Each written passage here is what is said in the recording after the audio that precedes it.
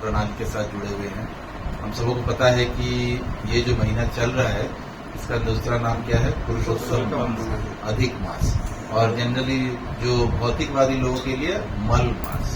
तो कोई भी गलत नहीं है। पिछले क्लासों में प्रभु जी ने भी बताया था, प्रशांत प्रभु जी ने, कि कोई भी चीज बोलना गलत नहीं है। तो लेकिन भगवत गीता में दूसरे अध्याय पे एक श्लोक आता है, 69 नंबर श्लोक, कि जो भौतिकवादी लोगों के लिए रात है वो भक्तों के लिए दिन है। तो मतलब मोटा मोटी हम समझ कर सकते हैं कि जितने भी जैसे कि डिफरेंस बोला जाता है कि जो यवन होते हैं, जो मुस्लिम होते हैं, उनमें और सनातनियों में एक ही चीज सेम होता है। वो क्या है कि दोनों एक ही टाइप का जूता पहनते हैं। मतलब जूता जो होता है वो सही पहनता है, लेफ्ट वाला लेफ्ट में, राइट वाला राइट। बाकी सब चीज वो हमसे अलग ही करते हैं, एग्जैक्टली उल्टा करते हैं। तो जैसे कि हम लोग सूर्य को इतना इम्पोर्टेंस देते हैं, उनमें चंद्रमा का इम्पोर्टेंस है। हम हाथ जोड़ के प्रणाम करते हैं, वो हाथ खोल के प्रणाम करते हैं। तो हमारे लिए भगवान का विग्रह है, उनके लिए स्वरूप ही नहीं है। तो इस प्रकार से अगर देखा जाए तो हमारे लिए जैसे अंदर में प्रार्थना करना, भगवान के सामने खड़े होकर प्रार्थना करने के भी बारे में बोला गया है। उनकी प्रार्थनाएं स्पीकर पे होती है। इस प्रकार से हम देख सकते हैं एग्जैक्टली उल्टा है। हमारा जैसा फिलोसफी है, उनकी फिलोसफी हमारे विपरीत चलती है। उसी प्रकार से भौतिकवादी लोगों के साथ जो सनातनी भी है, भौतिकवादी है, उनकी और हमारी फिलोसफी भी अलग है। दोनों एकदम अलग चलते हैं। भौतिकवादी लोगों के लिए ये मल मास है। तो मल मास का मतलब हो गया कि एकदम जिसको बोलते हैं वेस्टेज है, ये जो हम लोग सुबह सुबह मल त्याग करते हैं वही है मल।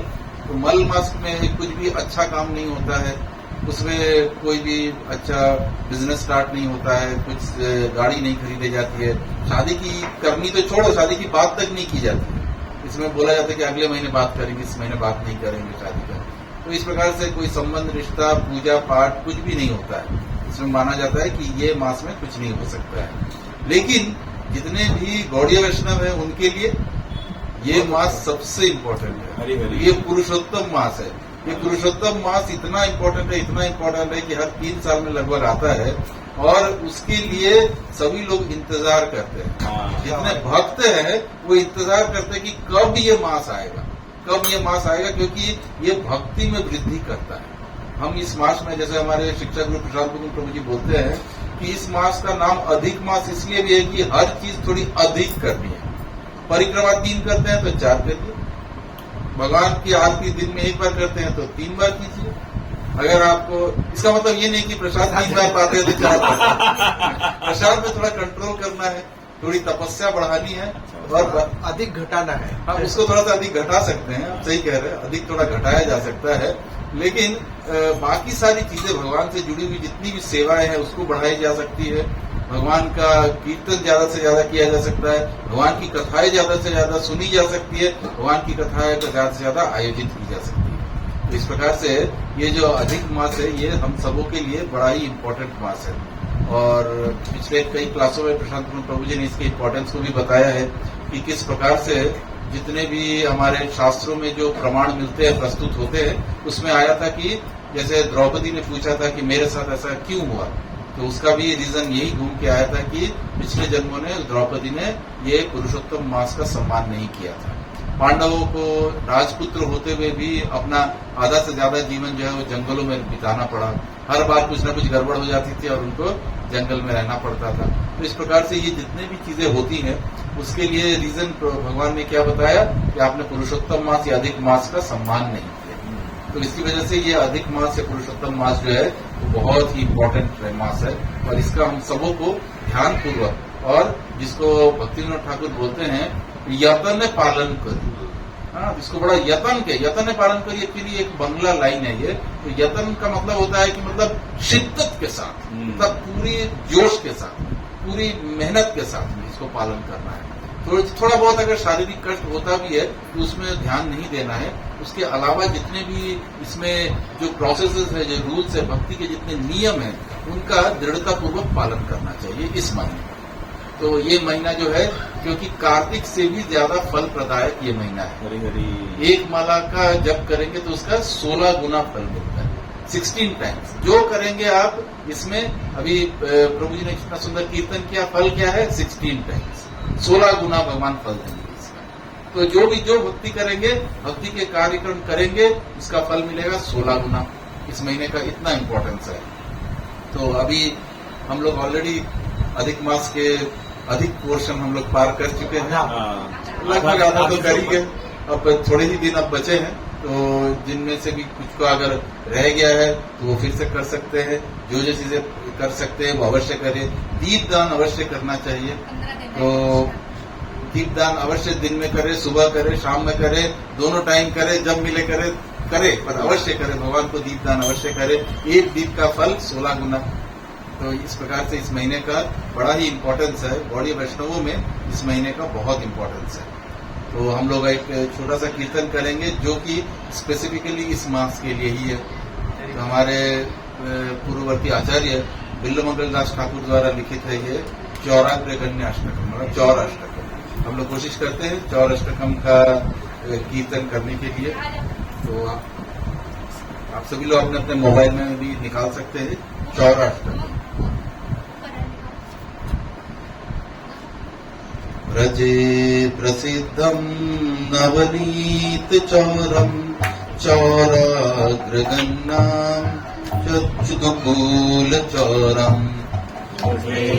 प्रसिद्धं नवनीत चौरम गोपांगनानां चतुकूल चौरम।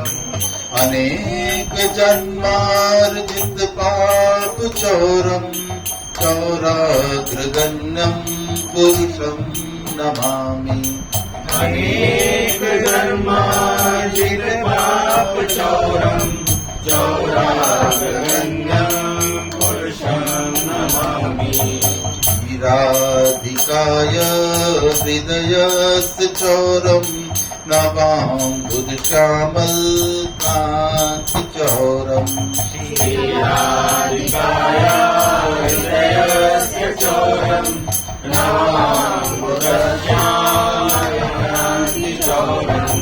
पदाश्रितानां च समस्त चौरम चौराग्रगण्यं पुरुषं नमामि। पदाश्रितानां च समस्त चौरम चौराग्रगण्यं पुरुषं नमामि। किञ्चनिकृत्य पदाश्रितं य करोति भिक्षुं पथिगेहहीनम्।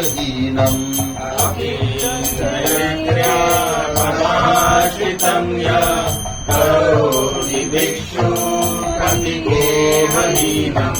येनाप्यवोहे भीषण चोर इदृक् दृष्टो श्रुतो वा न जगत्त्रयापि। येनाप्यो भीषण चोर इदृक् दृष्टो श्रुतो वा न जगत्त्रयेऽपि। यदीयनामापि हरत् शेषं गिरिप्रसारानपि पापराशीन्। यदीयनामापि हरत् शेषं गिरिप्रसारानपि पापराशीन्। आश्चर्यरूप ननु चौरयित्रे दृष्टो श्रुतो वा न मया कदापि। आचार्यरूपो ननु चौरयित्रे दृष्टो श्रुतो वा न मया कदापि। धनं च मानं च तथेन्द्रियाणि प्राणांश्च हत्वा मम सर्वमेव। धनं च मानं च तथेन्द्रियाणि प्राणांश्च हत्वा मम सर्वमेव। पलायसे पुत्र धृतोऽथ चौर त्वं भक्तिदाम्नासि मया निरुद्ध। पलायसे पुत्र धृतोऽथ चौर त्वं छिनत्सि घोरं यमपाशबन्धन छिनत्सि भीमं भवपाशबन्धन। छिनत्सि घोरं यमपाशबन्धं छिनत्सि भीमं भवपाशबन्धं। छिनत्सि सर्वस्य समस्त बंधन नैवात्मनो भक्त कृतं सुबंधम नास्ति सर्वस्य समस्त बंधम नैवात्मनो सुबंधम मन्मानसे तामसि राशि घोरे कारागृहे दुःखमये निबद्ध मन्मानसे मातृराशीर् घोरे कारागृहे दुःखमये निबद्धम् नभस्व हे चौर हरे चिराय स्वचौर्य दोषोचितमेव दण्डम् हरे चिराय स्वचोर दोषोचितमेव दण्डम् कारागृहे वस सदा हृदय मदीये मद्भक्तिपाश दृढबन्धनिष्ठल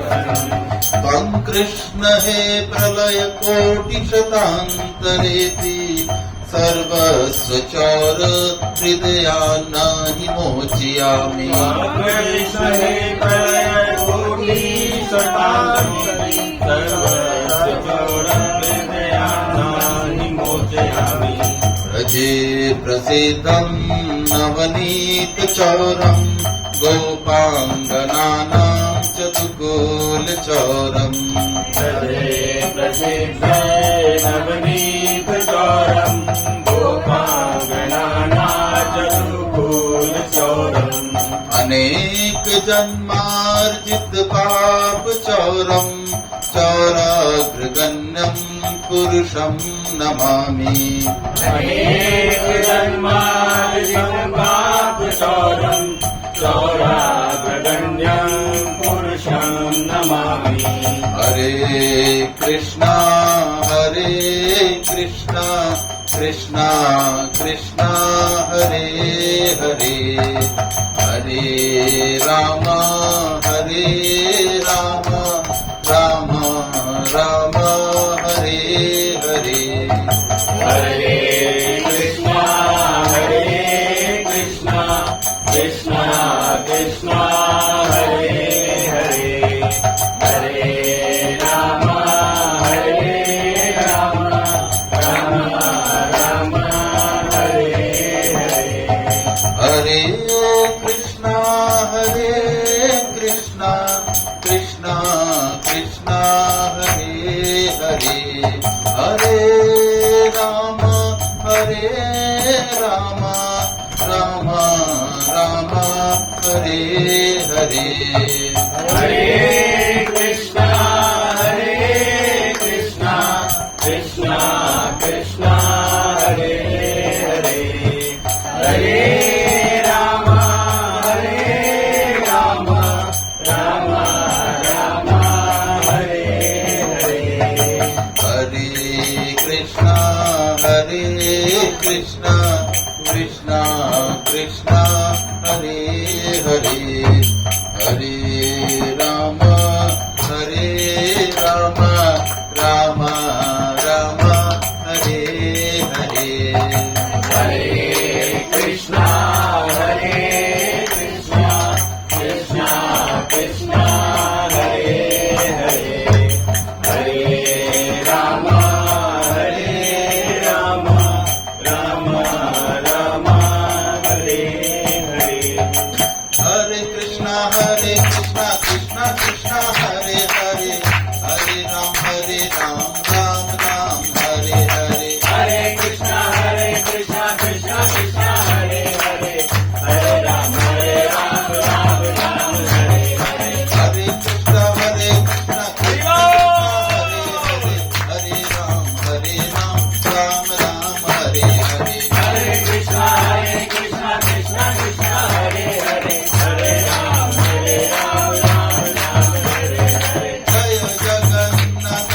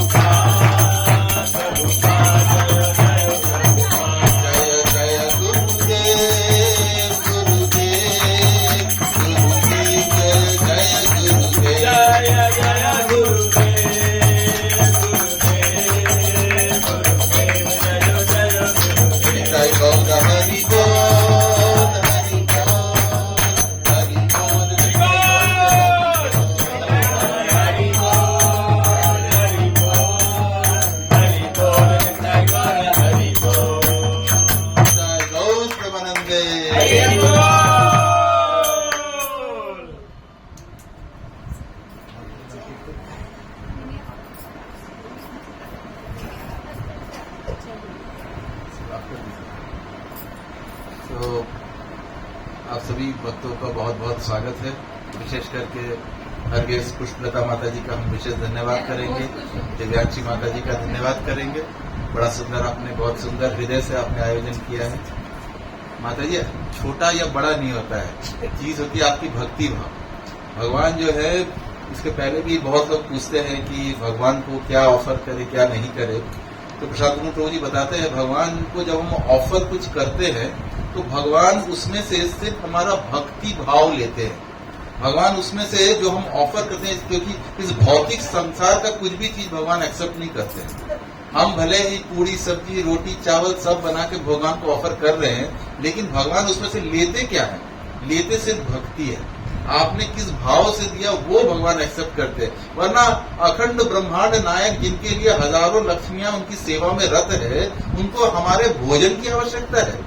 वो हमारे भोजन के भूखे नहीं है, पर हमारे भक्ति और प्रेम के भूखे हैं भगवान। तो भगवान को जब भी हम कुछ ऑफर करते हैं, भगवान उसमें से सिर्फ वो जो होता है भाव और भक्ति एक्सेप्ट कर लेते हैं। इसका उदाहरण भी मिलता है। इसका उदाहरण कैसे मिलता है? इसका प्रमाण है महाभारत में, जब भगवान आए और भगवान ने आने के बाद दुर्योधन के घर में, दुर्योधन ने भगवान के लिए 56 भोग तैयार करवाए थे, क्योंकि दुर्योधन उस समय राजा था, मतलब राजपुत्र था, होने वाला राजा। तो उसने 56 भोग बनाए, भगवान ने स्वीकार नहीं किया। उसके बाद भगवान वहां से कहाँ चले गए? विदुर के घर चले गए। विदुर के घर में पैसे नहीं थे विदुर के पास में। विदुर रानी ने साग बनाया था, सिंपल, सिर्फ उबाल के उसमें नमक डाल के ये साग बनाया था।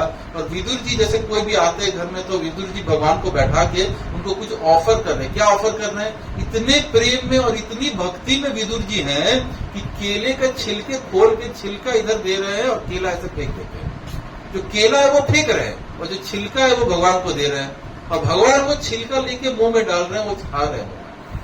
तो भगवान, इसमें प्रमाण मिलता है हमारे शास्त्र का और हमारे ग्रंथों से हमें प्रमाण मिलता है कि भगवान भक्त के भक्ति को एक्सेप्ट करते हैं। केले को एक्सेप्ट नहीं कर रहे हैं, उस छिलके को एक्सेप्ट नहीं कर रहे। उस छिलके में जो प्रेम छुपा हुआ है, वो भक्ति में विदुर जी इतने प्रेमावश हो गए हैं कि उनको ध्यान ही नहीं है कि केला देना है, छिलका फेंकना है। वो केले को छिलके उतारते हैं, केला फेंक देते, छिलका भगवान को ऑफर करते हैं, और भगवान ना भी नहीं कर रहे हैं, भगवान उसको एक्सेप्ट कर रहे हैं। तो ये प्रमाण मिलता है, प्रमाण प्रस्तुत होता है कि जो भी चीजें भगवान को हम लोग प्रेम पूर्वक देते हैं, जो 9वें अध्याय में जो भगवत गीता का श्लोक है, पत्रम पुष्पम फलम त्वयम, उसके आखिरी में क्या है? यो में भक्त्या प्रयच्छति। यानी कि अगर कोई व्यक्ति सोच रहा है कि मैंने तो बहुत बड़ा आयोजन किया है, भगवान को ये ऑफर करेंगे, एकदम गोवर्धन के जैसा पर्वत बना के भगवान को ऑफर कर रहे हैं, 56 भोग लगा रहे हैं, भाव है? कितने भाव से, प्रेम से? क्या आप अपना अहंकार दिखा रहे हो कि देखो मैं यहाँ पे इतना बड़ा आयोजन करा हूँ, ये मैंने इतना 56 भोग लगाया भगवान के लिए? भगवान हमारे भोजन के भूखे नहीं है, वो एक्सेप्ट नहीं करेंगे, एक्सेप्ट नहीं करेंगे। आपको विनम्र भाव से भगवान को देना, ऑफर करना है। तभी जो हमारा भोगा ऑफरिंग होता है, उसमें हम कैसे भोगा ऑफरिंग करते हैं? हम अपने गुरु महाराज को ऑफर करते हैं, क्योंकि हम में इतनी अशुद्धि है, इतनी अशुद्धि है कि हम ऑफर करें तो भगवान एक्सेप्ट करेंगे ही नहीं। उन चीजों को भगवान कभी एक्सेप्ट नहीं करेंगे, क्योंकि हमारे में अशुद्धि है, हमारे मन में अभी भी काफी कलमश भरे हुए हैं। जितने भी हमारे षट विकार हैं, जितने भी अपने हमारे दिल में लोभ है, क्रोध है, मोह माया मत्सर्य, ये सब जितने भी विकार हमारे हृदय में बैठे हुए हैं, ऐसे व्यक्ति के हाथ से भगवान एक्सेप्ट नहीं करेंगे। तो चैतन्य महाप्रभु जो थे, चैतन्य महाप्रभु बोलते थे, मैं उनके हाथ से एक्सेप्ट नहीं करता हूं जो 64 माला से कम माला करते हैं। हम तो यहाँ पे गौर निताई भी रखते हैं। तो चैतन्य महाप्रभु जो कि महावदन्नाय अवतार है, जो सबसे ज्यादा वदन्नाय, जो सबसे ज्यादा कृपालु, सबसे ज्यादा दयालु, जो आपके गुण दोष देखते ही नहीं है, ऐसे भगवान का भी स्टैंडर्ड इतना हाई है कि 64 माला करो तो एक्सेप्ट करेंगे। तो अब हम लोग के पास में कोई उपाय नहीं है, इसीलिए हम गुरु की शरणागत कर होते हैं। हम यहाँ पे श्रील प्रभुपाद के शरणागत होते हैं। क्यों होते हैं श्रील प्रभुपाद के शरणागत? इसीलिए होते हैं कि प्रभुपाद को हम हाथ जोड़ के रिक्वेस्ट करें। हम जब भोगा ऑफर करेंगे तो हम प्रभुपाद को एक्सेप्ट भोगा ऑफर करेंगे। हम बोलेंगे प्रभुपाद हमसे भगवान नहीं एक्सेप्ट करेंगे, आप इसको ले लीजिए, आप शुद्ध भक्त है, आप शुद्ध भक्त की कैटेगरी में, आप विशुद्ध भक्त है, आप भगवान की प्रेममयी भक्ति के साथ जुड़े हुए हैं भगवान के साथ। आप जिसे बोलते हैं ना यहाँ पे कि रिकमेंडेशन लेटर है, ये श्रील प्रभुपाद को हम देते हैं कि प्रभुपाद आप ऑफर करा दीजिए, आप बोलेंगे तो महाप्रभु ले लेंगे। और वो सही बात है, जब प्रभुपाद एक ऑफर करेंगे तो महाप्रभु बोलेंगे ओ भक्ति वेदांत स्वामी तुम्हारे भक्तों ने दिया है, लाओ दो मुझे, मैं प्रसाद पाऊंगा। हरि हरि। तो हमारा जो मार्ग है ना, हमारी भक्ति का जो मार्ग है, भक्ति का जो प्रोसेस है, वो यही है कि हम डायरेक्ट भगवान के साथ कुछ कर ही नहीं सकते। इसीलिए इस्कॉन के मंदिरों में भी जब हम पहली बार एंटर करते हैं तो हम सबसे पहले भगवान को प्रणाम नहीं करते हैं। हम सबसे पहले जितने लोग वैष्णव आए हुए हैं उनको सबसे पहले प्रणाम करते हैं। क्या बोल के? वांछा कल्पतरुभ्यश्च कृपा सिन्धुभ्यैव च पतितानां पावनेभ्यो वैष्णवेभ्यो नमः। ये कहाँ पे करते हैं? चौखट पे, मंदिर के चौखट में ही झुक के सबसे पहले जितने वैष्णव हैं, क्योंकि हर वैष्णव के चरण पे जाके हम प्रणाम नहीं कर सकते। और दूसरा एक नियम भी है कि भगवान का ऑल्टर खुला हुआ है तो हमें किसी को प्रणाम करना नहीं है, तो हम मंदिर के चौखट से ही प्रणाम करके सारे वैष्णवों को प्रणाम कर लेते हैं। और उसके बाद मंदिर के अंदर घुस के हम सबसे पहले प्रभुपाद को प्रणाम करते हैं। हमारे ये हमारा जो वैष्णव सदाचार है वो सबसे पहले बोलता है पहले प्रभुपाद को प्रणाम, फिर भगवान को प्रणाम। क्योंकि आप डायरेक्ट भगवान को प्रणाम हम कर ही नहीं, हम करेंगे तो उसका कोई फल नहीं है। पहले प्रभुपाद को प्रणाम करना होगा, प्रभुपाद की कृपा से हम भगवान तक पहुंच सकते हैं। तो ये एक गुरु शिष्य परंपरा से चला आ रहा है। तो प्रभुपाद ने जो भगवत गीता लिखी है, यदि आप उसका प्रारंभिक शुरुआत में भूमिका के बाद में अगर आप देखेंगे तो उसमें क्या लिखा हुआ है? प्रभुपाद ने गुरु परंपरा बताई है कि कहाँ से ये ज्ञान, ये जो भगवत गीता का ज्ञान है, ये कैसे ये ज्ञान हम तक पहुंच रहा है। और ये ज्ञान सबसे पहले भगवान ने किसको दिया? ब्रह्मा जी को दिया। ब्रह्मा जी से ये ज्ञान किसको मिला? वेद व्यास जी को मिला। वेद व्यास जी से कृष्ण द्वापायन व्यास जी को मिला, जो कि ये सारे वेदों के संकलन करता है और उसके बाद सारा उन्होंने इसको वितरित किया। तो इस प्रकार से हम देख सकते हैं कि एक गुरु से उनके शिष्य, फिर शिष्य, फिर शिष्य, फिर शिष्य, तो ये शिष्य परंपरा से ये ज्ञान हम तक पहुंच रहा है। तो हम समझ रह सकते हैं कि ये शिष्य परंपरा से जो ज्ञान पहुंचता है वो ऑथेंटिक होता है। क्यों ऑथेंटिक होता है? सपोज मान लीजिए मैं बोल दूं कि ये जो है ना, ये वैष्णव पदावली पुस्तक है। मैंने किसको बोला? अपने सपोज पुत्र या पुत्री को बोल दिया कि भाई ये वैष्णव पदावली पुस्तक है। अब उसके बाद अगले जब हमारे पुत्र पुत्री के पुत्र पुत्री होंगे तो वो अपने पुत्र पुत्री को बोलेगा ये ना वैष्णव पदावली पुस्तक है। उसके बाद का जनरेशन को बोला जाएगा ये ना वैष्णव पदावली पुस्तक है। तो ये ज्ञान चेंज हुआ? ज्ञान चेंज नहीं हो रहा है। सेम चीज जो भगवान श्री कृष्ण ने बोला है वो इसी प्रकार से एक गुरु से उसके शिष्य, फिर उनके शिष्य, फिर उनके शिष्य, ऐसे करके ये परंपरा से आ रही है। तो भगवान ने भगवत गीता के 4 अध्याय के दूसरे श्लोक में यही बोलते हैं, एवं परंपरा प्राप्ति राज ऋषयो विदु, कि ये परंपरा से आने वाला ज्ञान है। हम परंपरा को छोड़ नहीं सकते हैं। हम गुरु शिष्य परंपरा जो चली आ रही है उसका त्याग नहीं कर सकते, उससे हट नहीं सकते हैं। क्योंकि जैसे ही हम गुरु शिष्य या प्रॉपर जो चैनल है, जो प्रॉपर जिस प्रोसेस से ये ज्ञान हम तक पहुंच रहा है यथारूप, उससे हट के जैसे ही हम सोचना लगेंगे हमारे साथ में प्रॉब्लम शुरू हो जाएंगी। क्यों प्रॉब्लम शुरू हो जाती है? क्योंकि एक पतंग तब तक ही आसमान में उड़ता है जब तक वो डोरी से बंधा हुआ है। डोर कटी तो पतंग कुछ देर तक हवा में ऐसे ऐसे ऐसे ऐसे लहराएगा, लेकिन अल्टीमेटली वो गिर जाएगा। इसीलिए ये बहुत जरूरी है कि हम सही परंपरा के साथ जुड़े, हम ऑथेंटिक परंपरा के साथ जुड़े, क्योंकि परंपराओं का भी कोई कमी नहीं है। ये जो हमारी गौड़ीय वैष्णव परंपरा है ये सर्वाधिक अच्छा है, मतलब सर्वोत्तम है। इसको बोलते हैं कि देखिए बाकी भी परंपराएं हैं, 4 संप्रदाय हैं, चारों संप्रदाय में सब डिफरेंट वे में भगवान की ही पूजा कर रहे हैं, सब भगवान के ही हैं। लेकिन ये गौड़ीय वैष्णव संप्रदाय क्यों सबसे उत्तम हो गया? क्योंकि भगवान श्री कृष्ण जब कलयुग में 500 साल पहले चैतन्य महाप्रभु बन के आए, उन्होंने इसी को एक्सेप्ट किया। क्यों नहीं महाप्रभु ने रुद्र संप्रदाय एक्सेप्ट कर लिया? क्यों नहीं महाप्रभु ने श्री संप्रदाय एक्सेप्ट कर लिया? श्री संप्रदाय वालों को महाप्रभु ने गौड़ीय वैष्णव बना दिया, ये परिवर्तन कर दिया महाप्रभु ने। तो इस प्रकार से हम देख सकते हैं कि गौड़ीय वैष्णव परंपरा जो है ये सर्वाधिक उत्तम परंपरा है और इस कलयुग के लिए सर्वश्रेष्ठ है, इस कलयुग का बेस्ट दवाई है, क्योंकि हम सब जो है वो कलयुग के जीव है। अब कलयुग के जीव कौन होते हैं? कलयुग के जीव वो है जो कि सतयुग में फेल हो गए थे।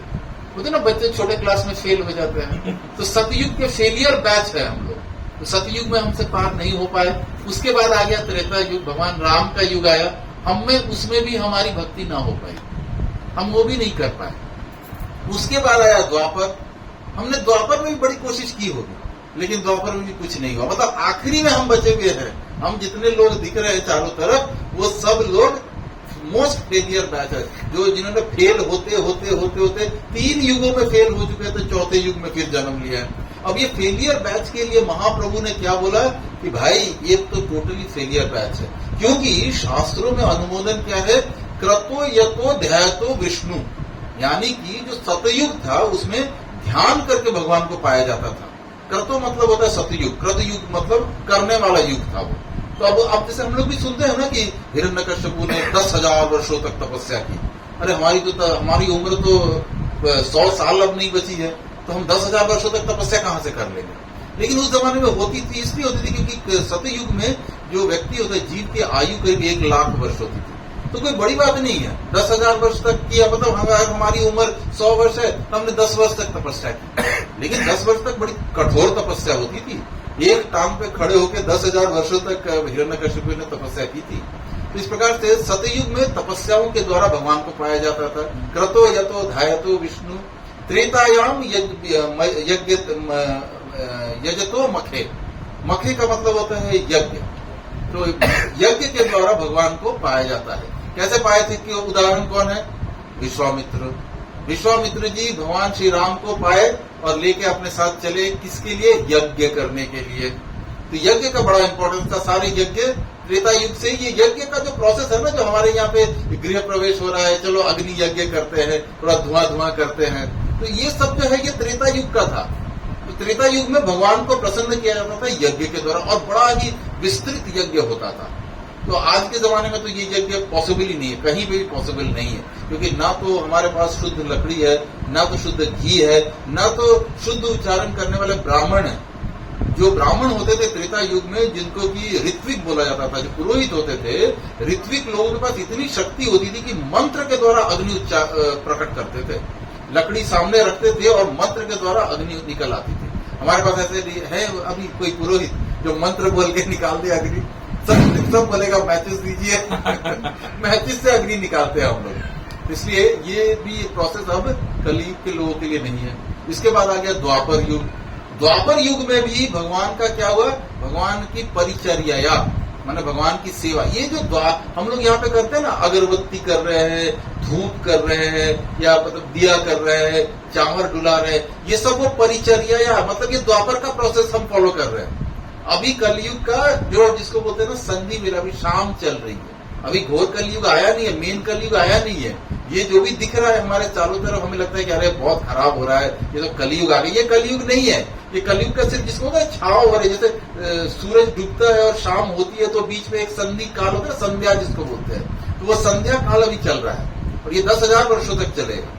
तो 10,000 वर्षों तक ये काल के दौरान में भी इसी के वो प्रभाव अभी भी है। हमारे यहाँ पे भी मंदिर में आप देखते हैं ना, बड़ी सुंदर परिचर्या चलती है, भगवान को चामर किया जाता है, भगवान को आरती की जा रही है, भगवान का बड़ा श्रृंगार हो रहा है। ये जो सेवाएं जो है ये सिर्फ 10,000 वर्षों तक ही है, ये तब तक ही चलेगी। और ये सिंस द्वापर से हम आए हैं बोल के हम अभी तक कंटिन्यू कर रहे हैं। इसके बाद 10,000 वर्षों के बाद न मंदिर होगा, न भगवान का विग्रह होगा, न भगवान की सेवाएं होगी, कुछ नहीं होगा। घोर कलयुग आएगा जब उस समय भगवान की सारी चीजें समाप्त हो जाएगी। क्या बच जाएगा? नाम, केवल भगवान का नाम।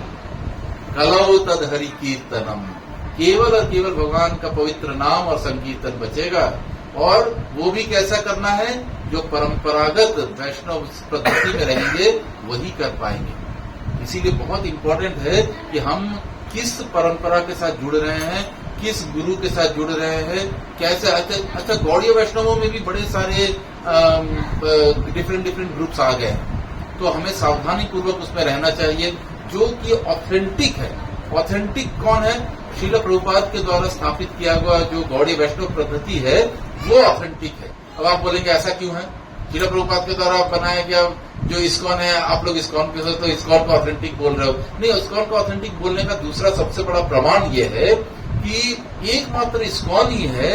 ये इसकी ऑथेंटिसिटी इस बात से प्रमाण होती है, इसकी सत्यता इस बात से प्रमाण होती है कि आज श्रील प्रभुपाद को गए हुए भी काफी वर्ष हो चुके हैं, लेकिन ये एकमात्र श्रील प्रभुपाद ने ऐसी व्यवस्था की है, ऐसा सुंदर वातावरण बनाया है, ऐसे सुंदर भक्तों के एक साथ होने के लिए मंदिरों का निर्माण किया है, जो कि श्रील प्रभुपाद के शरीर छोड़ के नित्य लीला में प्रवेश करने के इतने वर्षों के बाद भी इस्कॉन एवरीडे बढ़ रहा है, घट नहीं रहा है। हरि हरि। श्रील प्रभुपाद जब अपना शरीर त्यागा और गोलोक वृंदावन में प्रवेश किया, उस समय 108 मंदिर थे। आज के दिन में 750 मंदिर है। दुनिया के किसी कोने में आप चले जाइए, आपको इस्कॉन का मंदिर मिल जाएगा। अच्छा, सबसे अच्छी बात है कि इसमें एक गुरु को अगर शरीर त्याग करते हैं और कहीं चले जाते हैं तो उनके स्थान में बाकी भक्तों का क्या होगा? भक्तों को संभालने के लिए दूसरे गुरु आते हैं। उन गुरु से अंदर में हम भक्ति अपना कंटिन्यू कर सकते हैं, हम अपना भक्ति के मार्ग में हम अधिक प्रगति कर सकते हैं। लेकिन आप सभी मान लेते हैं कि अभी आजकल जैसे वृंदावन में भी एक जो सन्यासी बाबा जी है वो बड़े फेमस हैं, सारे जगह में पूरी दुनिया में उनका नाम है, बड़ा अच्छा है, कोई दिक्कत नहीं, बड़ी अच्छी बात है। लेकिन प्रश्न ये है कि जिस दिन बाबा जी ने आंखें बंद की उसके बाद क्या, इसके बाद क्या, कौन है? तो इस्कॉन में ऐसा नहीं है। इस्कॉन में यही सबसे बड़ी एडवांटेज है कि हमारे लिए बहुत बड़ी, जिसको बोलते हैं ना, मतलब एक पूंजी है जो कि कभी समाप्त नहीं हो सकती है, एक के बाद एक। क्यों? क्योंकि हम भगवान श्री कृष्ण की वाणी पे चल रहे हैं कि एवं परंपरा प्राप्ति। हम प्रभुपाद ने परंपरा स्थापित कर दी कि ये, इसके बाद ये, इसके बाद ये, इसके बाद ये, इसके बाद ये। अगर परंपरा नहीं है तो जितने भी अभी संप्रदाय हैं, उन संप्रदायों में जो भी अभी गुरु है, जो भी उनके बाबा जी हैं, जो भी महाराज जी हैं, एक बार जरा सा कल्पना कीजिए कि वो बाबा जी या महाराज जी ने अपनी आंखें बंद कर दी।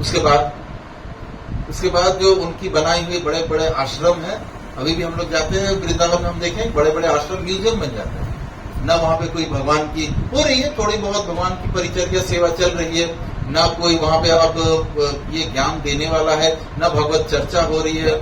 परंपरा समाप्त हो गई ना उसके बाद के, क्योंकि उसके बाद में जो आते हैं वो उस लेवल के नहीं है। अभी जो गुरु महाराज जो हैं या जो भी बाबा जी जिन्होंने एक, इसको बोलते हैं, एक स्टैंडर्ड स्थापित कर दिया है कि ये एक स्टैंडर्ड है, उस स्टैंडर्ड के लायक उन्होंने उसके बाद का किसी को नहीं बनाया है। लेकिन प्रभुपाद की जो परंपरा है, प्रभुपाद ने बोला हमें हर किसी को प्रचार के लिए तैयार करना है, नेक्स्ट जनरेशन को तैयार करना है, नेक्स्ट के बाद नेक्स्ट जनरेशन को तैयार करना है। हमारे शिक्षा गुरु हैं हिज ग्रेस प्रशांत कुमार प्रभु जी। आप लोग सब नए हैं इसलिए मैं बता रहा हूँ। तो हिज ग्रेस प्रशांत कुमार प्रभु जी जो है वो, जैसे यहाँ पे माता जी की घर पे कथा होनी थी, अभी हमारे प्रभु जी जो है वो हैदराबाद में कथा कर रहे हैं, और प्रभु जी श्रीमद भागवत कथाएं करते हैं, 7 दिवसीय 7 दिवसीय भागवत कथाएं करते हैं, और इसके लिए प्रभु जी पूरे विश्व संसार में जाने जाते हैं। और मैं आपको क्या बताऊं, अगले 2 साल तक प्रभु जी का कैलेंडर फुल है। मतलब 2026 तो समाप्त हो चुका है, 2027 भी समाप्त हो जाएगा। प्रभु जी की अब बुकिंग जो चल रही है, लोग बुला रहे प्रभु जी को 2028 के लिए। 2028 में प्रभु जी को कथा करने के लिए लोग बुला रहे हैं। उनकी कथाओं का इतना असर है कि लोग चारों तरफ से लोग उनकी कथाएं सुन सुन के उन्होंने अपना जीवन परिवर्तित कर लिया। जो मांसाहार करते थे, जो व्यसन में ग्रस्त थे, वो उन कथाओं को सुनते सुनते उन्होंने अपना जीवन परिवर्तित कर लिया। वो भक्ति के मार्ग में आ गए, भगवान को, ठाकुर जी को अपने जीवन में लेके आ गए। तो ये उनके कथाओं का प्रभाव है, ये इतना महत्वपूर्ण है उनकी कथाएं। तो इस प्रकार से प्रभु जी जो है कि व्यस्तता के बावजूद भी प्रभु जी ने वहां से स्पेशली बोला कि आप जाइए, वहां पे जाके जितने नए भक्त होंगे आप सबके साथ मिल लीजिए, क्योंकि इसके बाद प्रभु जी की कथा होगी यहाँ पे। प्रभु जी स्वयं आएंगे यहाँ पे कथा करने के लिए आप लोग के बीच में। ये प्रभु जी ने ऑलरेडी बोल दिया है, प्रभु जी के नाम में अवश्य आओगे वहां पे। तो इस प्रकार से हम देख सकते हैं कि हमें जो ये ज्ञान मिल रहा है, किससे मिल रहा है? हमें हमारे शिक्षा गुरु से मिला। हमारे शिक्षा गुरु को ये ज्ञान उनके गुरु महाराज से मिल रहा है। इस प्रकार से ये गुरु परंपरा से ये ज्ञान हम तक पहुंच रहा है। और हमारा ये कर्तव्य है कि हम अगर ये ज्ञान ले रहे हैं तो हम आगे भी कुछ लोगों को ये ज्ञान दें, क्योंकि ये भगवान का ज्ञान जो है ये आज के दिन में जो इस पूरे संसार में जो प्रॉब्लम्स है, जितनी भी समस्याएं हैं, उसका मेन कारण यही है कि समाज जो है वो ईश्वर विहीन है। भगवान की भी अभी आप में से कितने भक्त यहाँ पे नए आए हैं जो बैठे हुए हैं यहाँ पे, आज संडे का दिन है, आप में भक्ति है, आपको भगवान ने विशेष करके यहाँ पे भेजा है, तभी आप यहाँ पे आए। वरना आप देख लीजिए बाहर दुकानों और मॉलों में चले जाइए, आधी से ज्यादा दिल्ली तो वहाँ पे मॉल में घूम रही है, चाट पकौड़े खा रही है। जो यहाँ पे आते समय जो रास्ता है, रास्ते के साइड में लगातार दुकानें बनी हुई है, लोग गाड़ियां रोक रोक के वहाँ पे वो गंदा खाना खा रहे हैं। तो इस प्रकार से हम देख सकते हैं कि मतलब पूरी दुनिया जो है वो इस प्रकार के कर्मों में लगी हुई है, और मिलता क्या है, अंत में कुछ नहीं प्राप्त होता है, केवल और केवल दुख प्राप्त होता है। तो भगवान बोल रहे हैं कि ये संसार जो है माम उपेत्य पुनर्जन्मम दुखालयम अशाश्वतम, ये संसार क्या है, दुखों का घर है। और भगवान ने इस संसार को बनाया है, इस पूरे सृष्टि की रचना भगवान ने की है, और जो बनाने वाला होता है वो सबसे बेस्ट जानता है कि इस संसार में क्या सही है, क्या गलत है, क्या नुकसान है, क्या प्रॉब्लम है। तो भगवान ने इस संसार की रचना की है, मैन्युफैक्चरिंग की है, तो उनको इसका डिफेक्ट पता है, इसमें क्या परेशानी है वो उनको पता है। इसीलिए भगवान चाहते हैं कि आप सभी लोग वापस, हम सब लोग भगवान के धाम में वापस चले जाएं, यहाँ पे दुख नहीं भोगे, क्योंकि ये सिर्फ और सिर्फ दुख देंगे हमें। हमें जो चीज लगता है कि सुखी है, हमें लगता है कि अगर पैसा मिल जाए तो सुख हो जाएगा, हमें लगता है बहुत अच्छी नौकरी हो जाए सुख हो जाए, बड़ा घर हो जाए सुख हो जाए, बड़ी गाड़ी हो जाए सुख हो जाए, पत्नी अच्छी हो सुख हो जाए, पति अच्छा हो सुख हो जाए, बच्चा अच्छा हो सुख हो जाए। पर इन सब में से किसी भी चीज से आपको सुख प्राप्त नहीं होगा, क्योंकि ये सब भौतिक चीजें जो है वो हमारे शरीर से रिलेटेड है। और भगवत गीता में भगवान अर्जुन को क्या शिक्षा दे रहे हैं कि हम ये शरीर नहीं, हम क्या है, हम शाश्वत आत्माएं हैं, हम आत्माएं हैं जो कि इस शरीर में रहते हैं। तो इस प्रकार से हमें भगवान के वचनों को समझना होगा, भगवत गीता के वचनों को। और कैसे समझना होगा, किसी वैष्णव जो शिक्षा गुरु है उनके अनुगत होके समझना होगा। भगवान ने चौथे अध्याय में बताया भगवत गीता को समझने का तरीका। बहुत लोग होते हैं भगवत गीता उठा के खुद पढ़ने लग जाते हैं, लेकिन भगवान ने चौथे अध्याय में क्या बोला, तद विधि प्रणीपातेन बड़ी प्रश्नेन सेवया उपदिक्षन्ति ते ज्ञान ज्ञानिना तत्वदर्शिना। इसका मतलब भगवान प्रोसेस भी बता रहे कि भगवत गीता समझोगे कैसे, ऐसे ही लेके कोई पुस्तक उठा के पढ़ के नहीं समझ सकता है। तद विधि प्रणीपातेन, यानी कि उसके पास जाओ, किसके पास, जिसने सत्य को तत्व से जाना है। सत्य को मतलब सत्य कौन है, भगवान श्री कृष्ण है, उनको तत्व से जाना है। अब ये ना बड़ी बार भगवत गीता में या सब स्थानों पे ये वर्ड आता है तत्व। तो ये तत्व का क्या मतलब है, लोग बोलते हैं कि तत्व तत्व, सभी लोग बोलते हैं तत्व है क्या, क्या चीज है ये तत्व। तो तत्व का मतलब होता है कि किसी भी चीज को यथार्थ रूप में समझना। तो यथार्थ रूप में, अब आप बोलोगे यथार्थ रूप में समझने का मतलब, यथार्थ रूप में मतलब समझने का ये होता है कि जैसे कि ये मकान बना हुआ है, अब इस मकान को अगर हमें यथार्थ वे में समझना है तो हमें समझना होगा कि इसमें सीमेंट लगा हुआ है, इसमें ईंटें लगी थी, उसके ऊपर में सीमेंट लगाया गया है, उसके अंदर में लोहे की छड़ें हैं, फिर जाके ये मकान, ये बाहर वाला जो आवरण दिख रहा है ये एक्चुअल मकान नहीं है। तत्व से समझने का मतलब है किन किन चीजों से ये मकान बना हुआ है। तो इस प्रकार से भगवान को अगर समझना है तत्व से, तो हमें समझना होगा कि भगवान किन किन चीजों से बने हुए हैं।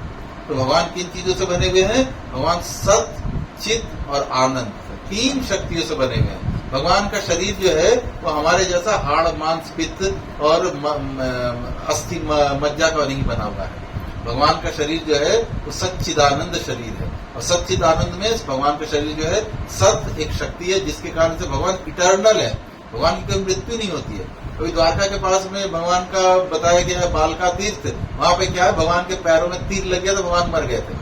बड़े सारे लोग बोलते हैं भगवान मर गए थे ना, तीर लग के मर गए तो इंसान ही थे ना। अरे तो प्रभु, हमारे शिक्षा गुरु प्रसाद प्रभु जी बोलते थे कि कोई अगर ये बात बोलता है तो ये बोलने के पहले वो खुद क्यों नहीं मर गया कि भगवान तीर लग के मर गए। अब प्रश्न ये है कि ये तो भगवान तो खैर भगवान है, अगर एक साधारण इंसान, सपोज हम ही हैं, हम अगर मान लो पैर ऐसे झुला के बैठे और नीचे से किसी ने तीर मारा, मेरे पैर से तीर लग गया और पैर से तीर निकल गया। तो एक बात सोचने की है कि क्या आज के दिन में भी अगर पैर में तीर लग जाएगा मेरा, तो क्या मैं मर जाऊंगा? अरे ज्यादा से ज्यादा जहर होगा ना तो मेरा पैर काट देगा। डॉक्टर के पास जाओगे तो बोलेगा कि ठीक है पैर काट दो, ये पैर काट दो तुम बच जाओगे। हम बोलेंगे ठीक है बच जाते हैं। तो आज के दिन में भी पैर में तीर लगने से कोई नहीं मर सकता है, तो भगवान कैसे मर सकते हैं पैर में तीर लग के? तो भगवान का ये सारी जो चीजें हैं, लोग अधिकतर चीजें भगवान की समझते ही नहीं। भगवान को समझ ले, लोग बोलते हैं ना कि अरे हम करें तो कैरेक्टर ढीला, तुम करें तो रास लीला।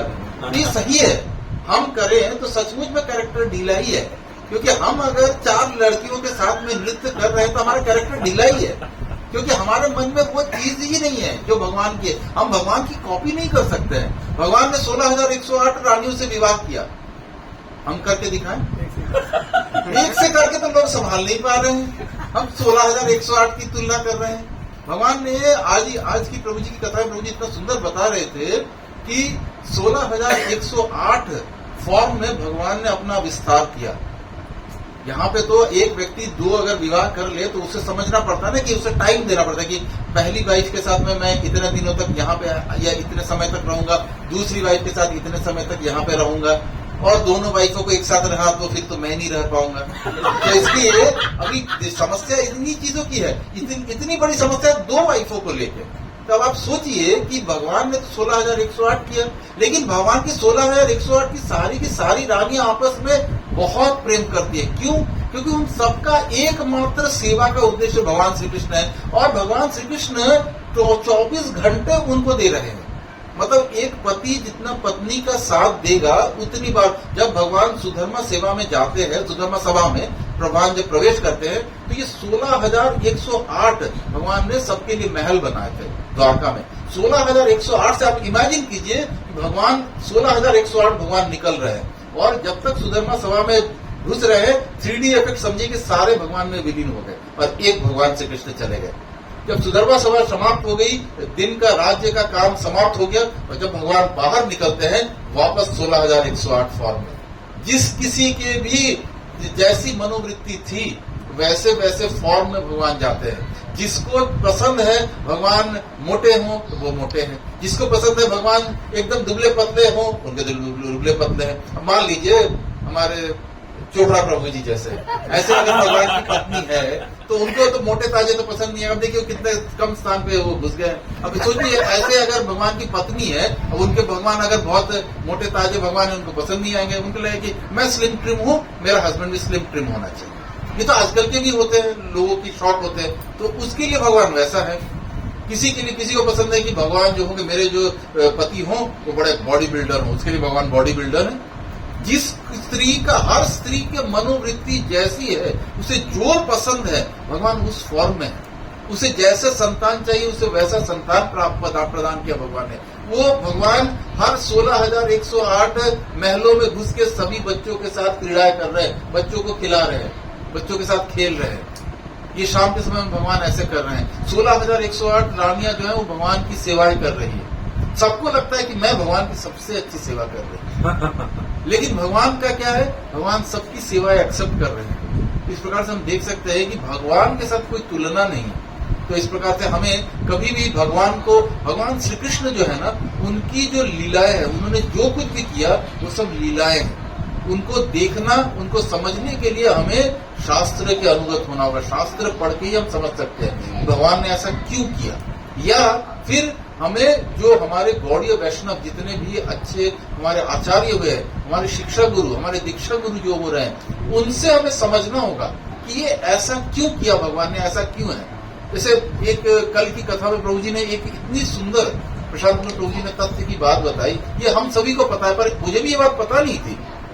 प्रभु जी का प्रश्न था कि गोवर्धन लीला में भगवान ने अपने बाएं हाथ की कन्नी उंगली की नाखून के ऊपर में गोवर्धन उठाया। ठीक है, ये सभी हम लोग जानते हैं कि नख धरियो गिरिधारी, तो भगवान ने नाखून के ऊपर में गोवर्धन उठाया। प्रश्न ये है कि बायां हाथ क्यों है, दाएं हाथ की कन्नी उंगली के ऊपर में क्यों नहीं उठा लिया? दायां हाथ भी तो था, उसकी कन्नी उंगली पे क्यों नहीं उठाया? ये बाएं हाथ की कन्नी उंगली पे उठाने की क्या जरूरत थी? नहीं, बांसुरी भी नहीं है। बांसुरी कहाँ, बांसुरी तो बाएं हाथ से भी बजा सकते हैं। भगवान के लिए बांसुरी बजाना कोई बड़ी बात नहीं है। दाया हो बाया हो सबसे भगवान बांसुरी बजा सकते हैं। तो कहा जाता है, हमारे आचार्यों ने इसका संदर्भ ये दिया कि बाएं हाथ में, बाएं साइड में श्रीमती राधा रानी है, और भगवान ऐसे उठा के हाथ का जो ये कोहनी है, ये राधा रानी के कंधे के ऊपर ऐसे करके बस टच करके रखे हैं। क्यों रखे हैं? अब इसका भी कारण है, क्योंकि बाद में भगवान को पता है कि मेरे पे ये प्रश्न आएगा कि मैंने कैसे उठा लिया। तो भगवान के जितने ग्वाल बाल थे उन्होंने तो आखिरी में पूछ ही लिया। जितने ब्रजवासी ग्वाल बाल थे, पहले तो उन्होंने बोला कि अरे लाला तू तो थक गए होगो, लो हम लोग अपनी छड़ी लगाते हैं। सबने छड़ी लगाई, ये छड़ी लगाई, अब तुम थोड़ा सा रेस्ट लो। तो भगवान बोलते हैं कि अच्छा ठीक है, देखो रेस्ट लेके। कुछ नहीं करते हैं, ये जो करनी उंगली है इसको थोड़ा सा ऐसे मोड़ते हैं बस। और इतना विशाल पर्वत, आज भी 21 किलोमीटर की परिक्रमा है, जबकि हर वर्ष गोवर्धन पर्वत जो है वो एक राई के दाने के माफिक कम हो रहे हैं। कम होते होते ये यहाँ तक आए। तो समझो जो पहले जब थे तो कितने विशाल थे, तो इतने विशाल और इतने ऊपर, इतने मीलों तक के लंबे ऊंचे पर्वत को भगवान धारण करके रखे हुए हैं। तो इसका भगवान ने जैसे ही थोड़ा सा उंगली टेढ़ा किया, सबकी छड़ियां, वो बांस की छड़ियां कितना वेट ले सकते, कितना टिक पाएंगे, वो सब चढ़बड़ टर करते करते सब टूट गए। सब लोग ला ला ला ला उठा उठा उठा उठा, तू ही उठा। तो फिर अल्टीमेटली भगवान ने खुद उठाए। कितने दिनों तक? 7 दिन 7 रात। 7 दिन 7 रातों तक भगवान उठाए रखे। हम तो कुछ नहीं उठा के, जो लोग भगवान का नकल करते हैं, भगवान पे ये सब आरोप लगाते हैं ना कि 16,108 रानियों से शादी कर ली, उनके तो करोड़ों गोपियों के साथ उन्होंने रास कर लिया और ये किया वो किया। अरे भाई तुम एक छोटा सा काम कर दो, 7 दिन तक कुछ मत उठाओ, खाली हाथ उठा के ऊपर रखो। अरे 7 छूट, कलयुग के लोगों के लिए छूट। 7 दिन 7 रात भी नहीं, सिर्फ 7 घंटे उठा के रखो। घंटा तो छोड़ो, 7 मिनट उठा के रखो। 7 मिनट तक भी उठा के रखने में आपको लगेगा कि ये कंधा टूट रहा है। हो गया भाई, बहुत हरी बोल, अब नीचे भी हो सकता है हो सकता है पैरालिसिस भी हो जाए। तो मतलब ये स्थिति है। और वैसे भगवान ने 7 दिनों तक, और सबसे इम्पोर्टेंट, हाथ से ऊपर उठा के रखना नहीं है, मुस्कुराना भी तो है। भगवान के मुख के ऊपर में रंच मात्र भी कोई शिकंज नहीं है। ऐसा नहीं लग रहा है कि बहुत भारी उठाए हुए, ऐसा नहीं है। एकदम ऐसा लगता है जैसे शास्त्र में वर्णन है कि जैसे कि एक कुकुर मुक्ता जो होता है, छोटा सा फूल होता है जिसको हम लोग यहाँ मशरूम बोला जाता है, वैसे उसको जैसे बच्चे ऐसे उठा लेते हैं, वैसे भगवान ने उठा लिया। उसका कोई वेट नहीं होता है। जो मशरूम होते हैं उनके कोई वेट नहीं, बड़ा हल्का होता है वो। तो उसको जैसे उठाते हैं वैसे भगवान ने ऐसे उठा लिया। रुई समझ लो, कुछ भी समझ लो, मतलब उसको रुई का पहाड़ समझ लो। ऐसे भगवान उठा के रखे हुए जैसे वो कुछ है ही नहीं। तो ऐसे भगवान, सुंदर भगवान है। और तब 7 दिनों 7 रातों तक भगवान ने कुछ नहीं पाया। तो सारे ग्वाल बालों और सभी वृंदावन के वासियों ने बोला कि हमारे लाला 7 दिन तक भूखे हैं। और भगवान जो है 8 प्रहर भगवान को भोग ऑफर होता है 8 बार। एक प्रहर में 3 घंटा, मतलब 8 या 24, 8 प्रहर भगवान को भोगा लगता है। तो 7 दिनों तक भगवान ने नहीं पाया। 8 प्रहर के लिए 8 इंटू 7 56। तो सारे वृंदावन वासियों ने, सारे ब्रजवासियों ने मिलकर भगवान के लिए 56 भोग बनाया। तब से ये 56 भोग आ रहा है। हम लोग लगता है कि जैसे हम 56 भोग बना रहे हैं। उनकी श्रद्धा अलग थी, ब्रजवासियों की श्रद्धा अलग थी। वो भगवान के निज परिकर है। जितने भी ब्रजवासी होते हैं, जो ब्रजवासी भगवान के समय में थे और आज भी है, इन्होंने डेफिनेटली हमसे तो अच्छा ही काम किया है। अपने पूर्व जन्मों की इनकी सुकृतियां बहुत अच्छी हैं, तभी इनको वृंदावन में जन्म मिला है या ब्रजमंडल में जन्म मिला है। हमारे जैसे दिल्ली में जन्म नहीं मिला है, इनको वहां पे मिला है क्योंकि इन्होंने भगवान की पूर्व जन्मों में बहुत अच्छी सेवा की है, तभी इनका जन्म वहां पे प्राप्त हुआ है। तो ऐसे जितने ब्रजवासी है वो हम सबके लिए बहुत पूज्य है। जो ब्रज में रहते हैं उन सब के लिए हमारे लिए बहुत पूज्य है। और उनका भाव ही अलग होता है। वो भगवान को, कान्हा जी को अपने परिवार का एक हिस्सा समझते हैं। वो हर कोई जो है ब्रज में चले जाइए, हर किसी के घर में ऐसी सुंदर भगवान का विग्रह मिलेगा, भगवान का मंदिर बना हुआ है। मतलब कदम कदम पे आपको भगवान के मंदिर मिलेंगे। कोई ब्रजवासी ऐसा नहीं होगा जो भगवान की पूजा नहीं करता होगा, उनको बिना भोगा, उनको ऑफर किए बिना कुछ खाता होगा। वो सब भगवान को ऑफर करते हैं, फिर पाते हैं। तो इस प्रकार से इतने सुंदर भगवान के लिए हम लोगों ने समझना होगा कि अब हम तो आ गए हैं कलयुग में। अब कलयुग में भगवान की सेवा हमसे सही वे में हो नहीं सकती है, तो उसके लिए हमारे जो गौड़ीय वैष्णव पद्धति में हमारे भगवान स्वयं आते हैं, क्या लेके? हरिनाम संकीर्तन लेके। चैतन्य महाप्रभु के फॉर्म में भगवान आते हैं, क्या बोलते हैं? गोलोक रो प्रेम धन हरिनाम संकीर्तन। ये गोलोक का प्रेम धन है। ये जो हम लोग हरे कृष्ण महामंत्र करते हैं, माला झोला उठा के माला कर रहे हैं, हमें समझना होगा कि ये मंत्र जो है ये बहुत विशेष है। इसको इसीलिए इसे महामंत्र कहा गया है। ये नॉर्मल मंत्र नहीं है, क्योंकि जितने भी बाकी देवी देवताओं और इनके जो मंत्र होते हैं वो या तो ओम से शुरू होते हैं, या स्वाहा में समाप्त होते हैं, या प्रचोदयात में समाप्त हो जाए, इस प्रकार से होते हैं। लेकिन महामंत्र इस ओम, प्रचोदयात, स्वाहा, फट, किट, लिंग, पिंग, इन सब चीजों से दूर है। हिलिंग, क्लिंग, प्लिंग, जितनी भी चीजें हैं इनसे दूर है। क्यों दूर है? क्योंकि ये महामंत्र है।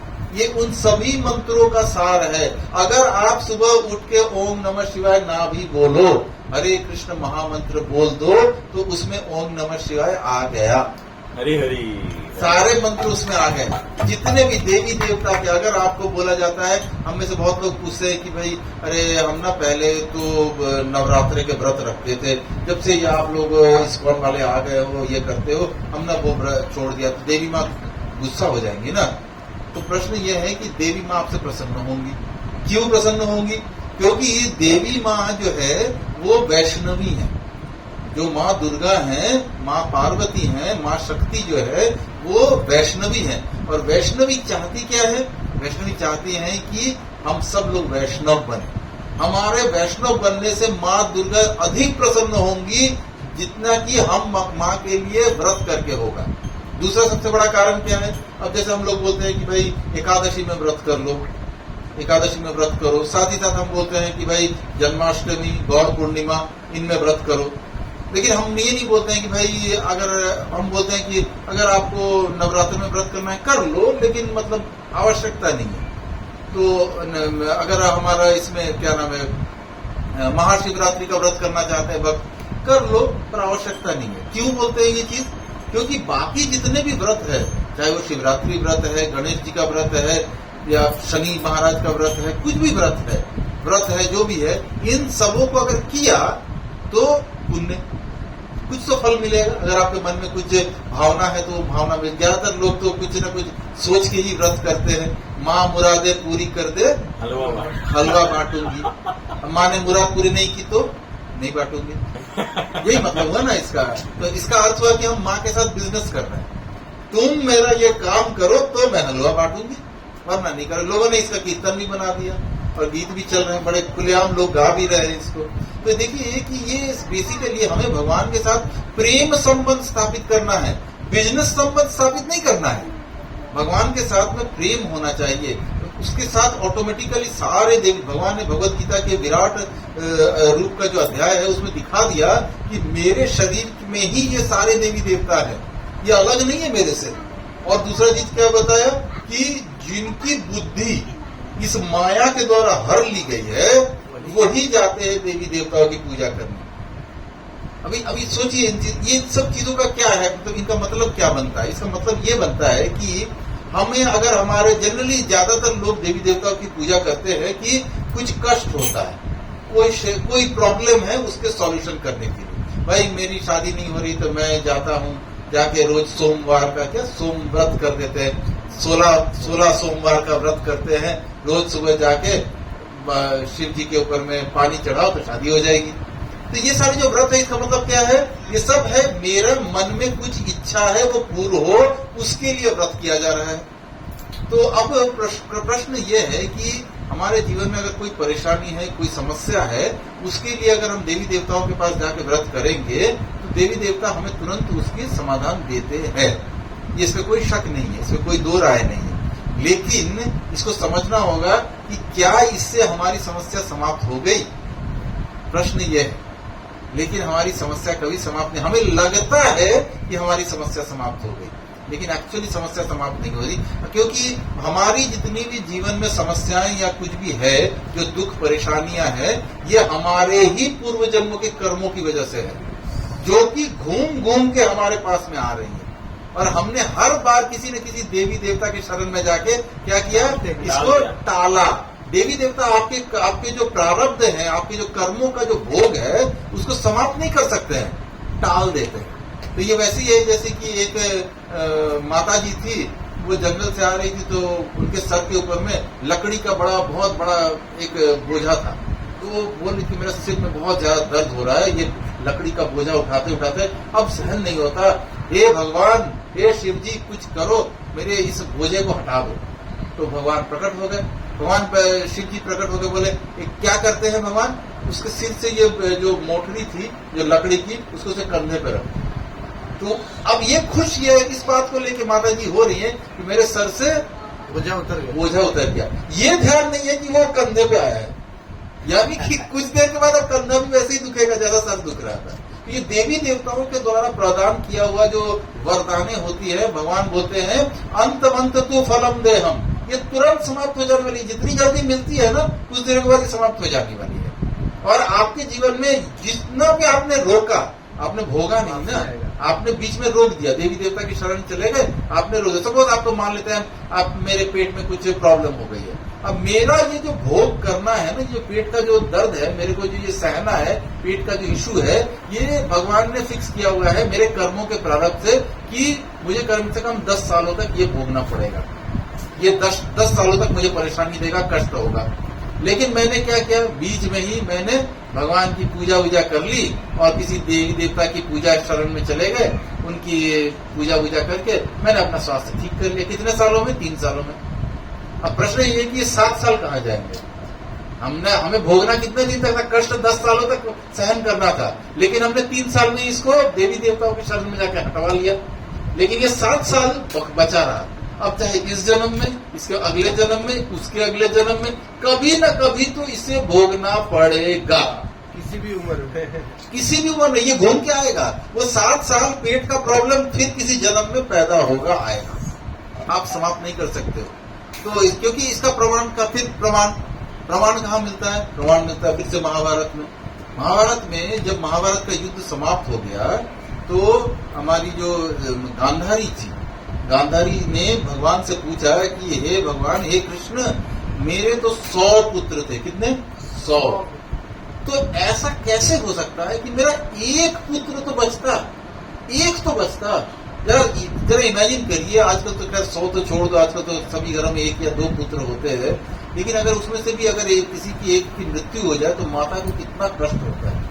जिसको जन्म दिया, जिसका लालन पालन किया, जिसको बड़ा किया, इतना करने के बाद उसकी अगर मृत्यु हो जाए, चाहे वो पुत्र हो या पुत्री हो, तो माता पिता को बहुत कष्ट सहना पड़ता है, बहुत दर्द होता है इसका। तो सोचिए गांधारी को कितना दर्द हुआ होगा, वो भी तो माता थी। उसको 100 पुत्र उसके मर गए आंखों के सामने, एक एक करके, और कुछ तो बहुत बुरी तरह से मर गए। दुर्योधन दुशासन की मृत्यु हमें पता है महाभारत में कितनी दर्दनाक मृत्यु थी उनको। दुर्योधन तड़प के मरा है। तो और दुशासन का तो सीना फाड़ के भीम ने उसमें से खून निकाल के एकदम जैसे नृसिंह भगवान ने हिरण्यकश्यप को मारा था वैसे मारा है। तो अब पर इन सबका नॉलेज किसको है? गांधारी को है। तो सोचिए, जिसकी 100 पुत्र मर गए, वो भगवान से पूछती है कि भगवान, मैंने ऐसा क्या पाप किया, ऐसा क्या कर डाला कि मेरे 100 के 100 पुत्र मर गए। और गांधारी कोई सामान्य स्त्री नहीं थी, गांधारी बहुत ही पतिव्रता स्त्री थी। और उनकी आंखों में सोचिए, उसने जो पट्टी बांधी थी, उसकी आंखों में इतना तेज था, अपनी तपस्या का तेज था कि उन्होंने दुर्योधन को वज्र का बना दिया था। ऊपर से नीचे दुर्योधन वज्र था, और दुर्योधन की अपनी गलती की वजह से दुर्योधन का सिर्फ कमर का से नीचे का जो हिस्सा है, कमर से जांघ तक का हिस्सा जो था, वो कमजोर हो गया था। क्यों कमजोर हो गया था? क्योंकि गांधारी ने बोला था कि तुम मेरे पास में वैसे ही आना जैसा मैंने तुम्हें जन्म दिया था। अब जब एक बच्चा अपने माँ के गर्भ से बाहर निकलता है, तो वो कोई वस्त्र नहीं पहनता है, वो नंगे आता है, उसमें कोई वस्त्र का आवरण नहीं होता। वस्त्र तो बाद में आजकल डॉक्टर वो लोग सब पूछते पाछते हैं, उसके बाद में पहना देते हैं, वो बात अलग है। लेकिन माँ के गर्भ से तो बच्चा जो है वो वस्त्रहीन ही आता है। तो वैसे बुलाया था गांधारी ने अपने दुर्योधन को, और उन्होंने बोला था कि मैं तुम्हें देखूंगी, एक बार इस पट्टी को हटाऊंगी और तुम्हें देखूंगी, तो और देखने से तुम्हारा पूरा शरीर वज्र का हो जाएगा। लेकिन बीच रास्ते में वो बात अलग है कि ठाकुर जी मिल गए, उन्होंने बोला कि तुम्हें शर्म नहीं आती, इतने बड़े हो गए हो, छोटे बच्चे थोड़े हो, छोटा बच्चा अगर बिना कपड़े के माता के पास चला जाए तो चला जाए, तुम तो एकदम बड़े वयस्क पुरुष हो, तुम्हें ऐसे जाना शोभा देता है।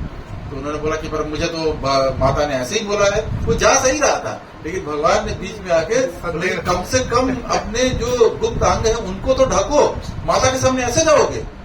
तो उसको भी लगा कि हाँ ये तो सही है कि गलत हो जाएगा ऐसे जाना। उसको भी थोड़ी शर्म आई, लज्जा आई। तो उसने क्या किया, तो अपने गुप्तांगों को कहाँ तक ढका, जांघों तक ढका, कमर से लेकर जांघ तक ढकी, यहाँ तक ढकी। लेकिन उसमें भी उसने बुद्धि लगाई थी। उसने सोचा था कि अगर कभी मेरे साथ युद्ध होगा तो गदा युद्ध ही होगा, आखिरी युद्ध गदा होगा। और गदा युद्ध का नियम है कि कमर के नीचे आप वार नहीं कर सकते, मार नहीं सकते, तो गदा युद्ध के नियम के खिलाफ है। उसने बोला अगर इतना से इतना पोर्शन अगर नहीं भी होता तो कोई दिक्कत नहीं। और सचमुच वही नहीं हुआ। जब गांधारी ने अपनी पट्टी खोली और उन्होंने बोला, उन्होंने गांधारी ने गुस्सा भी किया। गांधारी ने बोला कि मैंने तुम्हें कैसे आने बोला था, जैसा मैंने तुम्हें जन्म दिया था, जन्म के समय तुम्हारा यहाँ से यहाँ तक ढका हुआ था। तो दुर्योधन ने तो खैर बोलने का प्रयास किया कि मैं शर्म आ रही तुमको। गांधारी बोली मैं तुम्हारी माँ हूँ, मुझसे कैसा किस बात की शर्म थी तुम्हें, मैंने तुम्हें क्या नग्न कभी देखा नहीं है कि तुम मुझसे शर्म कर रहे हो। लेकिन अब तो जो बना था हो गया, ठाकुर जी ने करा दिया वो चीज। अब ऐसी गांधारी ने प्रश्न किया ठाकुर जी से युद्ध के बाद कि क्यों मुझे ये कष्ट सहना पड़ा। देखिए ठाकुर जी बोलते, और ये भी बोला कि मेरे पास शक्ति है, मैं कोई साधारण स्त्री नहीं हूँ, मेरे पास शक्ति है कि मैं आंख बंद करके अपने 100 जन्म देख सकती हूँ, पीछे के 100 जन्म। हमें तो इसी जन्म के बचपन की छोटे की, हम जब एकदम छोटे थे, जब बेड पे हम सुसु करते थे, हमें वही याद नहीं है। वो हमारी माताएं या हमारी मौसी ये सब बताती है, अरे तुम ये थे, तुम ये बदमाशी करते थे, हमें तो वो भी याद नहीं है। यहाँ पे 100 जन्मों की बात हो रही है। गांधारी को 100 जन्म याद थे। 100 जन्मों तक गांधारी देख के बोलती है कि मेरा कोई भी ऐसा जन्म नहीं हुआ जिसमें मैंने इतना पाप किया कि मुझे ये कष्ट सहना पड़े। तो भगवान बोलते हैं अब मैं तुम्हें दिव्य चक्षु देता हूँ, क्योंकि तुम उसके ऊपर देख नहीं सकती हो। अब माता ये लो दिव्य चक्षु, तुम 100 जन्मों के ऊपर देखो। तो 100 जन्मों के ऊपर माँ गांधारी देखती है, क्या देखती है, छोटी सी बच्ची है और वो रेत के ऊपर दौड़ रही है, वहां पे खेल रही थी। खेलते खेलते क्या देखा उन्होंने, गोल गोल व्हाइट व्हाइट ऐसे बॉल्स देखे। बॉल, वो बॉल नहीं थे, वो क्या थे, कछुए के अंडे थे। कछुए जो होते हैं वो रेत पे आके अंडे देते हैं, लेकिन कछुओं में एक बड़ी इंपॉर्टेंट चीज है कि वो अंडों के ऊपर बैठ के उसको हैच नहीं करते, उसको उसमें से बच्चे नहीं आते। कछुए, मादा कछुआ जो होती है वो सिर्फ देख देख के अपने दृष्टि से समुद्र में रहती है और समुद्र से देख देख के उसको बच्चों को बड़ा करती है, सेकती है, और उसमें से फिर छोटे छोटे कछुए बाहर आते हैं। अब ये तो छोटी बच्ची थी, 11, 12, 13 साल की बच्ची, वो जा रही, उसको देखने से लगा, अरे बाप ये तो बड़ा सुंदर बॉल है, ऐसे ऊपर उछाला, नीचे आता है तो पकड़ नहीं पाई, नीचे आया फटाक से टूट गया। देखा कौन, कछुआ, मादा कछुआ। और ऐसे कितने अंडे उछाल के फोड़े, 100। अब ये हो गया पाप। आपने अंडा उछाला और अंडा फोड़ दिया। एक कछुए को भी उतना ही दर्द होता है जितना उसके मनुष्य का बच्चा मर जाए तो होगा, वो उसके बच्चों का आपने मारा।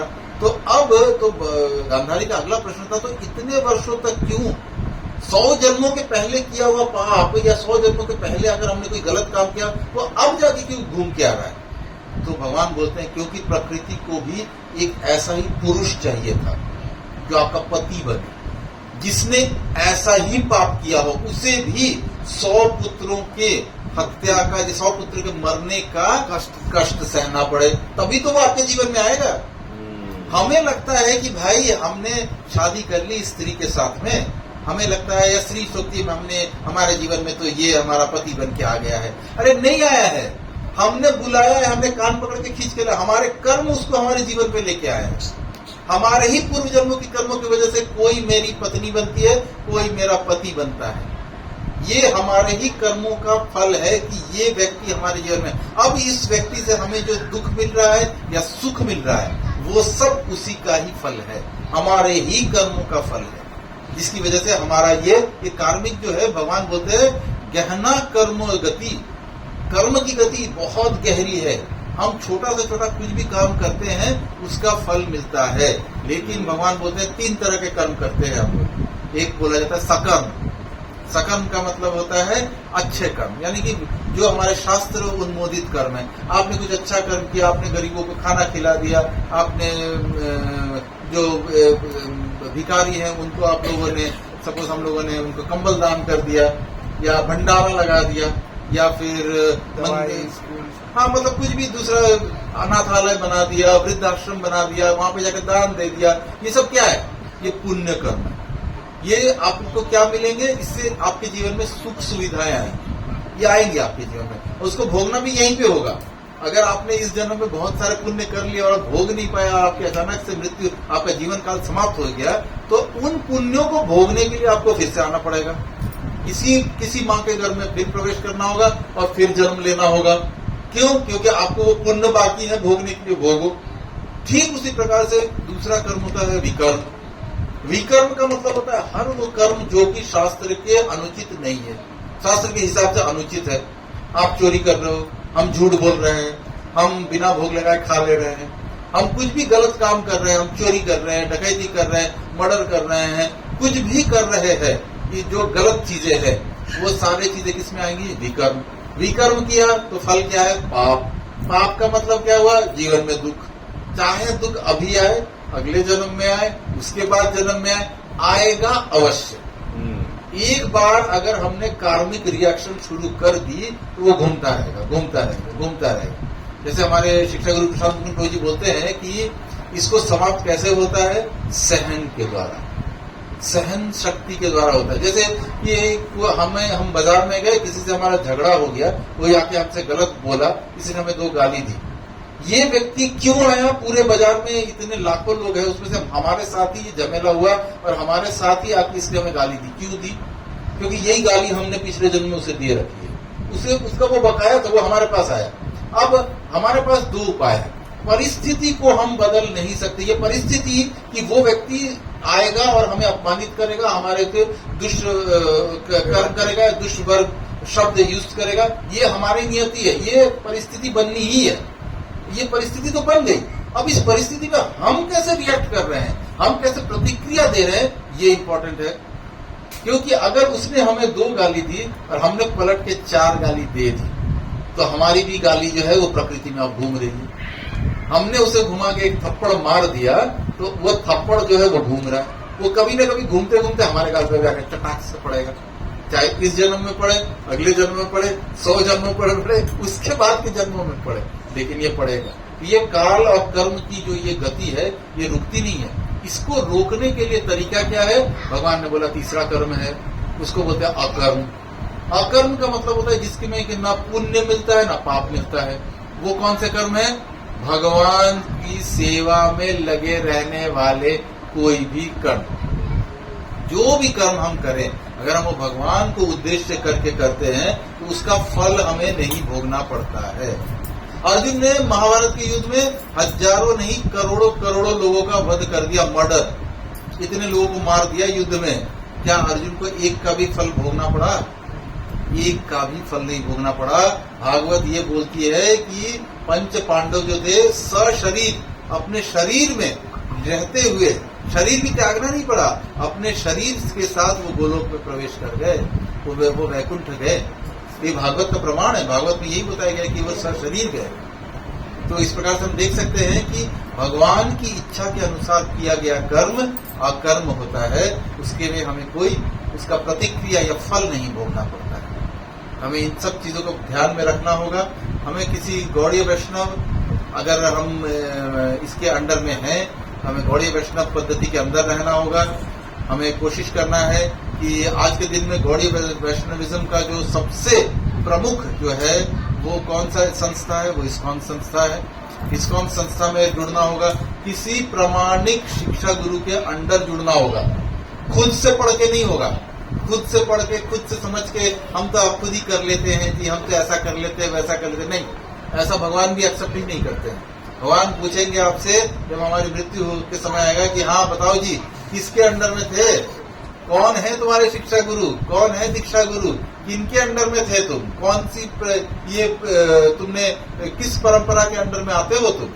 तो हमें उसका सबका प्रमाण देना पड़ेगा कि हम इनके अंडर में थे, हमने ऐसा समझा, इनसे समझा हम लोग। तो इस प्रकार से हमें बहुत सोच समझ के अपने जीवन का इस्तेमाल करना है। क्यों? क्योंकि 84 लाख योनियां बदलने के बाद ये शरीर मिला है हमें। ये कोई शरीर आसानी से हमें प्राप्त नहीं हुआ है। 84 लाख योनियों में भ्रमण करते करते चूहा, बिल्ली, कुत्ता, छिपकली, मच्छर सब बन चुके हैं हम। उसके बाद तो मनुष्य बने। मनुष्य बनने के बाद भी बड़ी सारी प्रोसेसेस है। मनुष्य बनने के बाद ही हम सीधा सीधी भगवान ठाकुर जी की भक्ति में नहीं आ जाते हैं। भक्ति विनोद ठाकुर बोलते हैं कि किस प्रकार से भक्ति में स्पिरिचुअल जिसको बोलते हैं इवोल्यूशन। एक हमारे डार्विन साहब थे, उन्होंने बताया था बंदर से इंसान बन गए थे, उन्होंने बताया था कि इवोल्यूशन होता है। तो प्रभुपाद बोलते थे कि उनके बने होंगे, हमारे तो नहीं बनते हैं। तो इसमें बड़ा इंपॉर्टेंट फैक्टर है कि यहाँ पे भक्ति विनोद ठाकुर ने बड़ा सुंदर इसका प्रोग्रेशन बताया है कि किस प्रकार से जो व्यक्ति होता है प्रथम मनुष्य बनने के बाद वो नास्तिक होता है, उसे भगवान में विश्वास नहीं होता है। ऐसे नास्तिक आपको भी बड़े सारे घूमते हुए दिख जाएंगे जो बोलेंगे अरे भगवान नहीं होता है, तुम लोग पागल हो, ऐसे ही करते रहते हो। तो वो सारे जो है मान लेना चाहिए कि वो अभी नर्सरी के बच्चे हैं, उनको अभी समझ में नहीं आता। वो जिसको होता है प्ले स्कूल में अभी खेल रहे हैं वो लोग। तो ऐसे उनके 100 जन्म होंगे, 100 जन्म होंगे, 100 वर्ष नहीं, 100 जन्म मरेंगे, फिर पैदा होंगे, फिर नास्तिक, फिर मरेंगे, फिर पैदा होंगे नास्तिक, फिर नास्तिक करते 100 जन्म कम से कम। इसके बाद जो आएंगे वो उसके बाद प्रकृति, यानी कि बोलेंगे कि भगवान जो है उनका कोई स्वरूप नहीं होता है, भगवान जो है निराकार है। ये निराकारवादी बनते हैं। निराकारवादी, प्रकृति ही भगवान है, भगवान बोल के कुछ नहीं है। भगवान एक लाइट है, भगवान एक शक्ति है। जैसे और ऐसे काफी सारे लोग भी हैं, जैसे हमारे जो मुस्लिम संप्रदाय है, वो लोग बोलते हैं भगवान का कोई स्वरूप नहीं है, अल्लाह है लेकिन अल्लाह का कोई रूप नहीं है, अल्लाह के नाक कान नहीं है। सुनाते किसको इतने बड़े नहीं, वो तो सबसे बड़ी विडंबना है, वो तो समझना उनके लिए मुश्किल है। लेकिन प्रश्न है कि अल्लाह जो है उनके लिए उनका कोई स्वरूप नहीं है। वैसे ही अगर हम इसमें चले जाए, पंजाबियों में चले जाए, सरदारों में, उनका भी कोई भगवान नहीं है। एक तू निरंकार, यही बोलते हैं ना, एक तू सत्य निरंकार। कहाँ उनके कोई, अगर आप गुरुद्वारे में चले जाइए, वहाँ पे क्या रखा रहता है? वहाँ पे सिर्फ ग्रंथ होता है। उनके लिए ग्रंथ, गुरु ग्रंथ साहिब तो ग्रंथ है, भगवान का विग्रह नहीं होता है उसमें। उनके मंदिरों में या उनके जो गुरुद्वारों में आपको विग्रह नहीं मिलेंगे। तो इस प्रकार से वो भी निराकारवादी में ही है। तो ऐसे बहुत सारे लोग आपको मिलेंगे निराकारवादी। ऐसे निराकारवादी कितने बार जन्मेंगे, मरेंगे?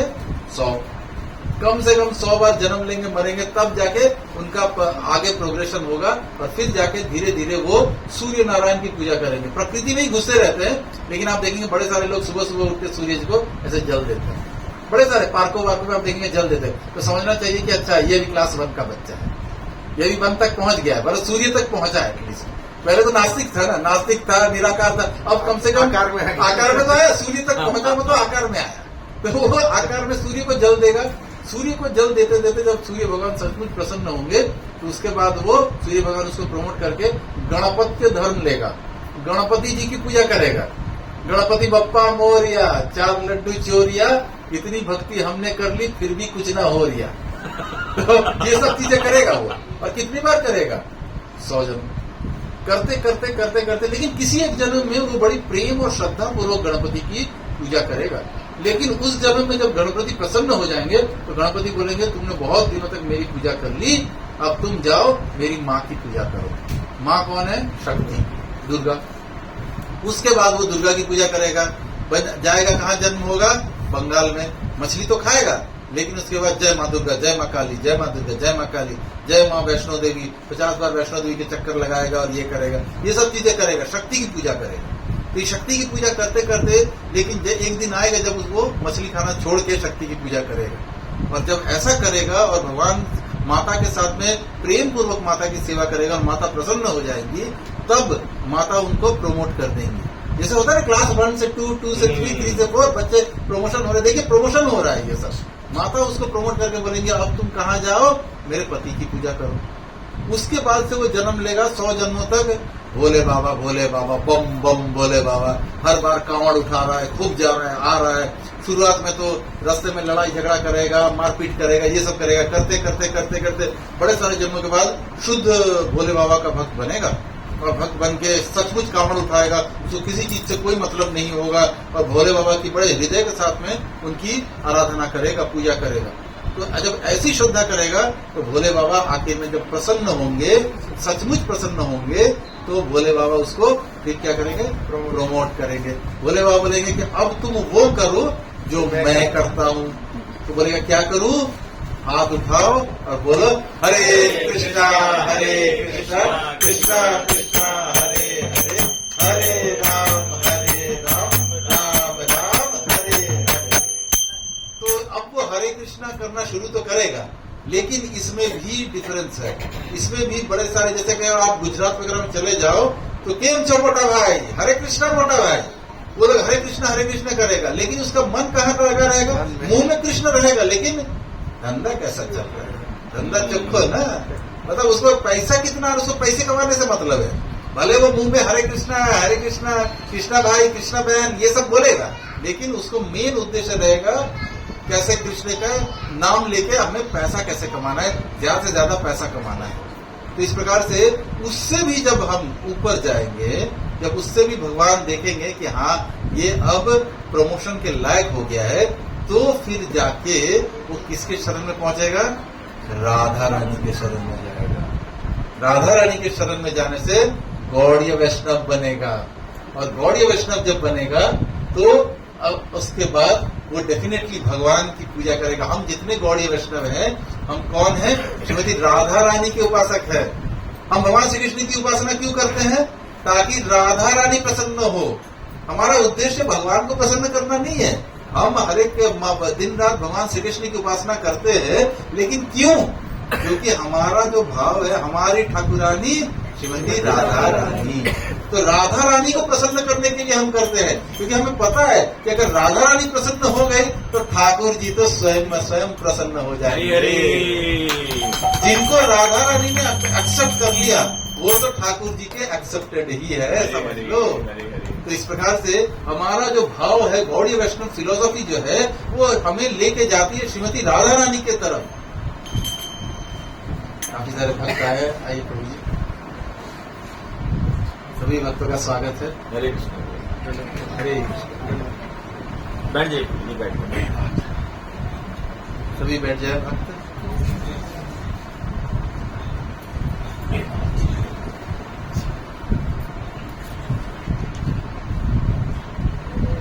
तो हम सबों की जो अधिष्ठात्री देवी है वो है श्रीमती राधा रानी, और हमें श्रीमती राधा रानी का कैसे हमें ये करना है, हमें प्रेमा भक्ति करनी है।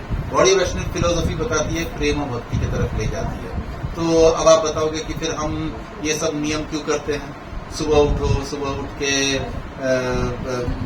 मंगल आरती करो, भगवान को भोगा लगाओ, फिर खाओ, ये करो वो करो। गोपियां थोड़े सुबह उठ कर मंगल आरती करती। कौन सी गोपी सुबह उठ कर मंगल आरती करती?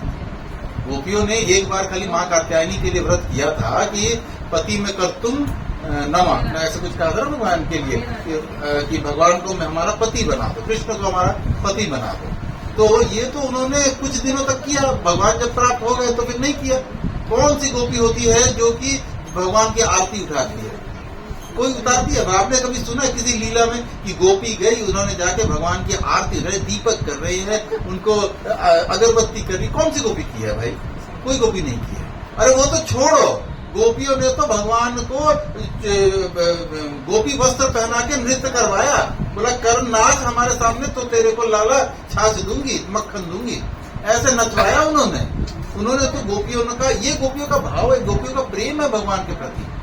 तो इस प्रकार से, लेकिन प्रश्न यह है कि प्रभुपाद से फिर भक्तों ने पूछा कि प्रभुपाद तो फिर हम जो ये करते हैं, जो भक्ति है, ये कौन सी भक्ति है? तो प्रभुपाद बोला दिस इज कॉल्ड साधना भक्ति। ये साधना वैदिक भक्ति है, विधि पूर्वक की गई भक्ति।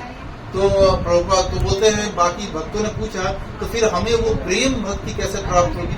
प्रभुपाद बोले दैट इज कॉल्ड रागानुगा भक्ति। रागानुगा भक्ति जो है वो स्वतः स्फूर्त है। आज हमें अलार्म लगा के सुबह उठना पड़ रहा है कि भाई सुबह उठना है, उठ के हमें बोला गया है कि मंगल आरती करनी है, भगवान के लिए करना है, तो सुबह उठना है, तो हम अलार्म लगा के उठ रहे हैं। जिस दिन रागानुगा भक्ति आ जाएगी, हृदय में प्रकट हो जाएगा, उस दिन आप रात में सो नहीं पाओगे। हमें 3 बजे कैसे रात समाप्त हो, कैसे ये 3 घंटे 4 घंटे जाए, हम सुबह उठे, उठ के भगवान की सेवा में जाए, कैसे भगवान दिखेंगे, आज भगवान का क्या श्रृंगार होगा, दिन रात भगवान की चिंता, और कोई चिंता है ही नहीं। गोपियों के जैसा वो फिर रागानुगा भक्ति में स्वतः स्फूर्त, प्रभुपाद वर्ड यूज करते हैं स्वतः स्फूर्त, मतलब automatic natural love for Krishna. ये जिस समय जागृत होगा उसको बोला जाता है रागानुगा भक्ति। पर रागानुगा भक्ति आएगी कैसे? बड़े सारे लोग होते हैं ना, इसको बड़ा सिंपल समझ लेते हैं। लोग चले जाते हैं वृंदावन में, जाके बोलते हैं मैं वो स्त्रियों के वस्त्र धारण करके रास्ते में सिंदूर बिंदूर लाके हम तो गोपी बन गए हैं जी। तो ये जो है इसको सहजिया बोला गया है। प्रभुपाद ने बोला डोंट बी सहजिया, सहजिया नहीं होना है, सहज नहीं ले लेना है। सहजिया का मतलब है चीजों को बड़ा सहज ले लेना कि भाई मैं तो गोपी बन गया, मेरी तो स्वरूप सिद्धि हो गई, मुझे पता चल गया। मैं ना ऐसे करके भगवान के गोलोक वृंदावन में ना मोर थी, तो मैं करके उछल के चलती हूँ। ऐसे आपको मिल जाएंगे, ऐसे लोग आपको मिलेंगे, आप वृंदावन परिक्रमा मार्ग में आपको दिखेंगे, लेकिन ऐसे स्वरूप सिद्धि होती नहीं। कोई स्वरूप आपका बता नहीं सकता है। हम सबों का स्वरूप है, इसमें कोई शक नहीं है। हम सब भगवान की गोलोक से आए हैं और हम सबका एक विशिष्ट संबंध है भगवान के साथ। लेकिन जरूरी नहीं कि सारे के सारे हम लोग गोपी थे या गोप थे। हो सकता है हम भगवान के घास थे वहां पे, भगवान के वहां पे घास बनना भी, घास भी चिन्मय है। भगवान के वहां पे हो सकता है हम गाय थे, बी अ गुड गाय, हम गाय थे। तो ये भी तो हो सकता है।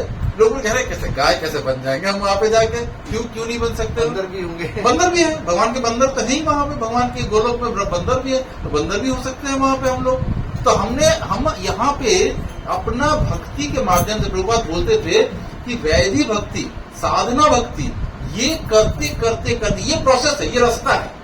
रास्ते में, इस रास्ते पे चलते चलते आपके हृदय में एक दिन ऑटोमेटिकली रागानुगा भक्ति का आविर्भाव हो जाएगा। ये स्वतः स्फूर्त प्रकट होगा। फिर आपको लिए फिर वैधि भक्ति की जितनी भी प्रोसेसेस है वो मायने नहीं रखती। तो अगर हम इसमें देखें, जगन्नाथ जी का विग्रह अगर हम देखते हैं तो उसके सबसे लेफ्ट में कौन है? सबसे लेफ्ट में बलराम जी। बलराम, या उधर उनके तरफ से देखें तो राइट में है। सबसे पहले इधर से अगर हम चलते हैं तो बलराम जी सबसे पहले आते हैं, फिर सुभद्रा जी हैं, फिर ठाकुर जी है। तो बलराम जी जो है वो किसकी नेतृत्व करते हैं? वैदिक भक्त, गुरु तत्व है ना। भगवान के वाम भाग से राधा रानी प्रकट होती है और जो उल्टे भाग से, सीधे हाथ से बलराम जी प्रकट हो रहे हैं। और दोनों ही, राधा रानी और बलराम जी दोनों ही क्या सिखा रही है? ठाकुर जी की सेवा करना। दोनों ही हमारे लिए सेवा ही सिखा रही है, कैसे सेवा करनी है। लेकिन एक सिखाते हैं वैदिक भक्ति, विधि पूर्वक। बलराम जी सिखाते हैं विधि पूर्वक भक्ति करो, और दूसरी जो है वो स्वतःस्फूर्त भक्ति की अधिष्ठात्री है। वो सबसे बड़ी ये है। अगर कोई श्रीमती राधा रानी जिस तरह से भगवान की भक्ति करती है, प्रेम करती है, वो प्रेम भक्ति कोई और कर नहीं सकता है। वो पराकाष्ठा है, उनकी टक्कर का कोई है ही नहीं। तो हमें भी उनसे कंपटीशन नहीं कि हमें भी राधा रानी बन जाना, नहीं, हम बन ही नहीं सकते। लेकिन हमें सहजिया भी नहीं बन जाना है, हमें सहज वे में नहीं ले लेना है इस चीजों को। ये बड़ी तपस्या, बड़ी कठिन मार्ग से, वैदिक भक्ति के मार्ग से गुजरते हुए, इसको बोलते हैं ना कि सोना जो होता है ना, जब तक तपता नहीं है ना, उसमें से वो आभा नहीं निकलती है। एक बार सोने को गला देने के बाद देखिए, अगर लिक्विड गोल्ड है उसमें से कितनी सुंदर आभा निकले, येलो एकदम फ्लेम के जैसा आपको निकलता दिखेगा। कभी आप किसी सोनार की दुकान में जाके सोना देखे, बोले इसको गला के दिखाओ, फिर वो गलने के बाद उसका चमक देखिए आप, क्या चमक है। तप्त कांचन गौरंगी हम लोग बोलते हैं ना, ये वही सोना है। कैसा सोने का रंग है राधा रानी का? तप्त कांचन, मतलब वो सोने को मोल्टन गोल्ड, तो एकदम जिसको बोलते हैं लिक्विड गोल्ड, जो है पिघला हुआ गोल्ड में से जो आभा निकल रही है, वैसी आभा निकल रही है श्रीमती राधा रानी से। तो श्रीमती राधा रानी का अगर, पर उसके लिए सोने को तपना पड़ेगा ना, बिना तपे कैसे हो जाएगा?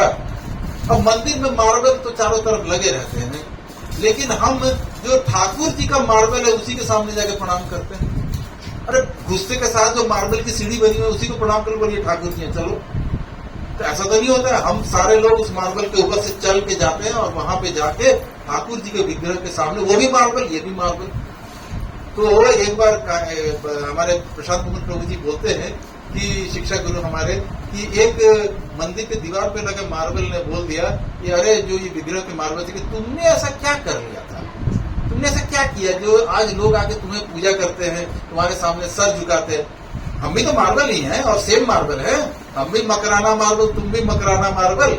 तो तुम में और हम में इतना फर्क क्यों है? हमारे ऊपर से लोग चल के जा रहे हैं और जो दीवार पे है उनकी तरफ तो घूम के देखते भी नहीं है, चलना तो दूर की बात है। तो जो विग्रह का मार्बल था उसने बोला कि मैंने सहा है। क्या सहा है?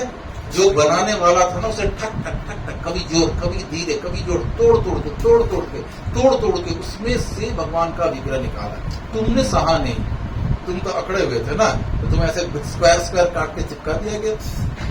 तो हमारे पहले शिक्षक गुरु प्रशांत मुनि जी बोलते हैं कि भक्ति में जो सहता है वही रहता है, सहन करके ही रहेगा, अन्यथा नहीं रह सकता। भगवान की परीक्षाएं जो लेते हैं ना वो इसी की लेते हैं कि हम कितना सह सकते हैं, हमें सहनशीलता कितनी है, सहन कितना कर सकते हो। प्रभु जी बताते हैं ना कि जो अहंकार है वो बेसिकली अगर अपमानित होते हैं तो इस्कॉन आने के बाद से या गौड़ी वैष्णव पद्धति में आने के बाद लोग जो होते हैं बोलते हैं कि अरे कोई बुरा बोला तो उसका प्रतिकार नहीं करना चाहिए, किसी ने आपके साथ गलत किया तो समझ लो कि हमारे कर्मों का दोष है, उसीलिए ये चीज हुई, सह लो। ये तो अगर आप फिर भी सह लोगे, असली चैलेंज है अगर कोई आपकी तारीफ कर दे, ये कैसे सह? फिर तो लगेगा ना और मेरे वजह से है? अरे प्रभु जी आपने बड़ी अच्छी कथा की। कौन कथा कर रहा है? अगर कथा ही कर सकते तो जिस दिन माँ के पेट से बाहर आए थे गर्भ से, कथा करनी चाहिए थी ना, नहीं कर पाए ना। किससे सीखा? गुरु परंपरा से तो सीखा। जो प्रभुपाद ने कहां से सीखा? अपने गुरु महाराज से सीखा। उन्होंने कहां से सीखा? अपने गुरु महाराज से सीखा। चलते चलते भगवत गीता के शुरू में भगवान प्रभुपाद ने टोटल मिला के 35 गुरु परंपरा सब प्रमाण दिया है कि भाई देखो, सबसे पहले ब्रह्मा जी को श्री कृष्ण ने ब्रह्मा जी को ज्ञान दिया, ब्रह्मा जी ने उसके बाद उसको नारद जी को ज्ञान दिया, नारद जी ने व्यास जी को ज्ञान दिया। भगवत गीता में पूरा सीरीज लिखा हुआ है। सीरीज लिखते आखिरी में आते 35 से 36 नंबर पे प्रभुपाद आ रहे हैं। तो ये परंपरा है, ये ज्ञान ही परंपरा से आना है। एवं परंपरा प्राप्ति भगवान भगवत गीता में बोलते हैं कि परंपरा से ही इस ज्ञान को लेना है, इधर उधर से नहीं लेना है, अपने आप से कोशिश नहीं करनी है और परंपरा के साथ टिके रहना है। चाहे कितनी भी प्रॉब्लम आए जीवन में, आपको कभी ये लग सकता है कि ये गलत है, ये है, यहाँ पे ये प्रॉब्लम है, वहां पे वो प्रॉब्लम है। आप किसी भी संस्था में जाके उसकी गलती देखने के लिए आप नहीं जाते। हम में से कोई भी एक बड़ी इस्कॉन एक बहुत बड़ी संस्था है, पूरी ग्लोबल संस्था है। प्रभुपाद जब छोड़ के गए थे, प्रभुपाद ने जब धाम में प्रवेश किया तो मात्र 108 मंदिर और 10,000 भक्त थे। आज के दिन में 750 से ज्यादा मंदिर पूरी दुनिया में। इस्कॉन एकमात्र संस्था है जो कि जिसके फाउंडर आचार्य, संस्थापक आचार्य के जाने के इतने वर्षों के बाद भी इस्कॉन कम नहीं हो रहा है और बढ़ रहा है और बढ़ रहा है। ये कैसे हो रहा है? आप किसी भी संस्था में चले जाइए, मैं चैलेंज करता हूं, किसी संस्था में जो गुरु महाराज हुए हैं या जो उनके बाबा जी लोग हुए हैं, बड़े फेमस हुए हैं, बहुत फेमस हुए, बहुत कुछ हुए हैं, बहुत कुछ उन्होंने अपने जीवन काल में किया। उसके बाद बाबा जी ने जिस दिन आंखें बंद की उसके बाद क्या, कहां पे? क्योंकि नेक्स्ट लीनेज है नहीं, या तो आपस में ही लड़ पिट के खत्म हो जाएंगे। जो बाबा जी के 4-5 शिष्य जो क्लोज वाले होंगे ना, सब बाबा जी की विरासत हड़पने की कोशिश करेंगे, आपस में लड़ पिट के समाप्त हो जाएंगे। प्रभुपाद ने इतनी सुंदर व्यवस्था की है इस्कॉन की, इतनी सुंदर कि जिसमें प्रभुपाद ने बोला इस्कॉन किसी का नहीं, ये भक्तों का है। जो भक्ति के मार्ग में प्रगति करे वो जीबीसी बने, गवर्निंग बॉडी काउंसिल, जो जीबीसी बने। ये संस्था किसी की नहीं है, ये भक्तों की संस्था है, सभी भक्तों के लिए है ये। और इसको चलाएंगे कौन? भक्त। अरे प्रभुपाद ने अपने पुत्रों को नहीं दिया, अपने पुत्र भी तो थे उनको नहीं दिया। प्रभुपाद ने बोला कि ना भक्ति करो तो पहुंचो जीबीसी में, बनो, तुम भी जीबीसी के चेयरमैन बनो, बन के चलाओ। अगर तुम्हें संस्था चलानी है उतनी भक्ति करो, करके दिखाओ, उतनी तपस्या करो, करके दिखाओ। तुम बैठे जस्ट बिकॉज कि मेरे पिताजी ने ये बनाया था, प्रभुपाद ने बोला ना ये विरासत में मिलने वाली चीज नहीं है। हाँ, वैसे भी अगर भौतिक समाज में भी देख ले, एक डॉक्टर का बेटा डॉक्टर तब तक नहीं होता जब तक एमबीबीएस पास ना कर ले।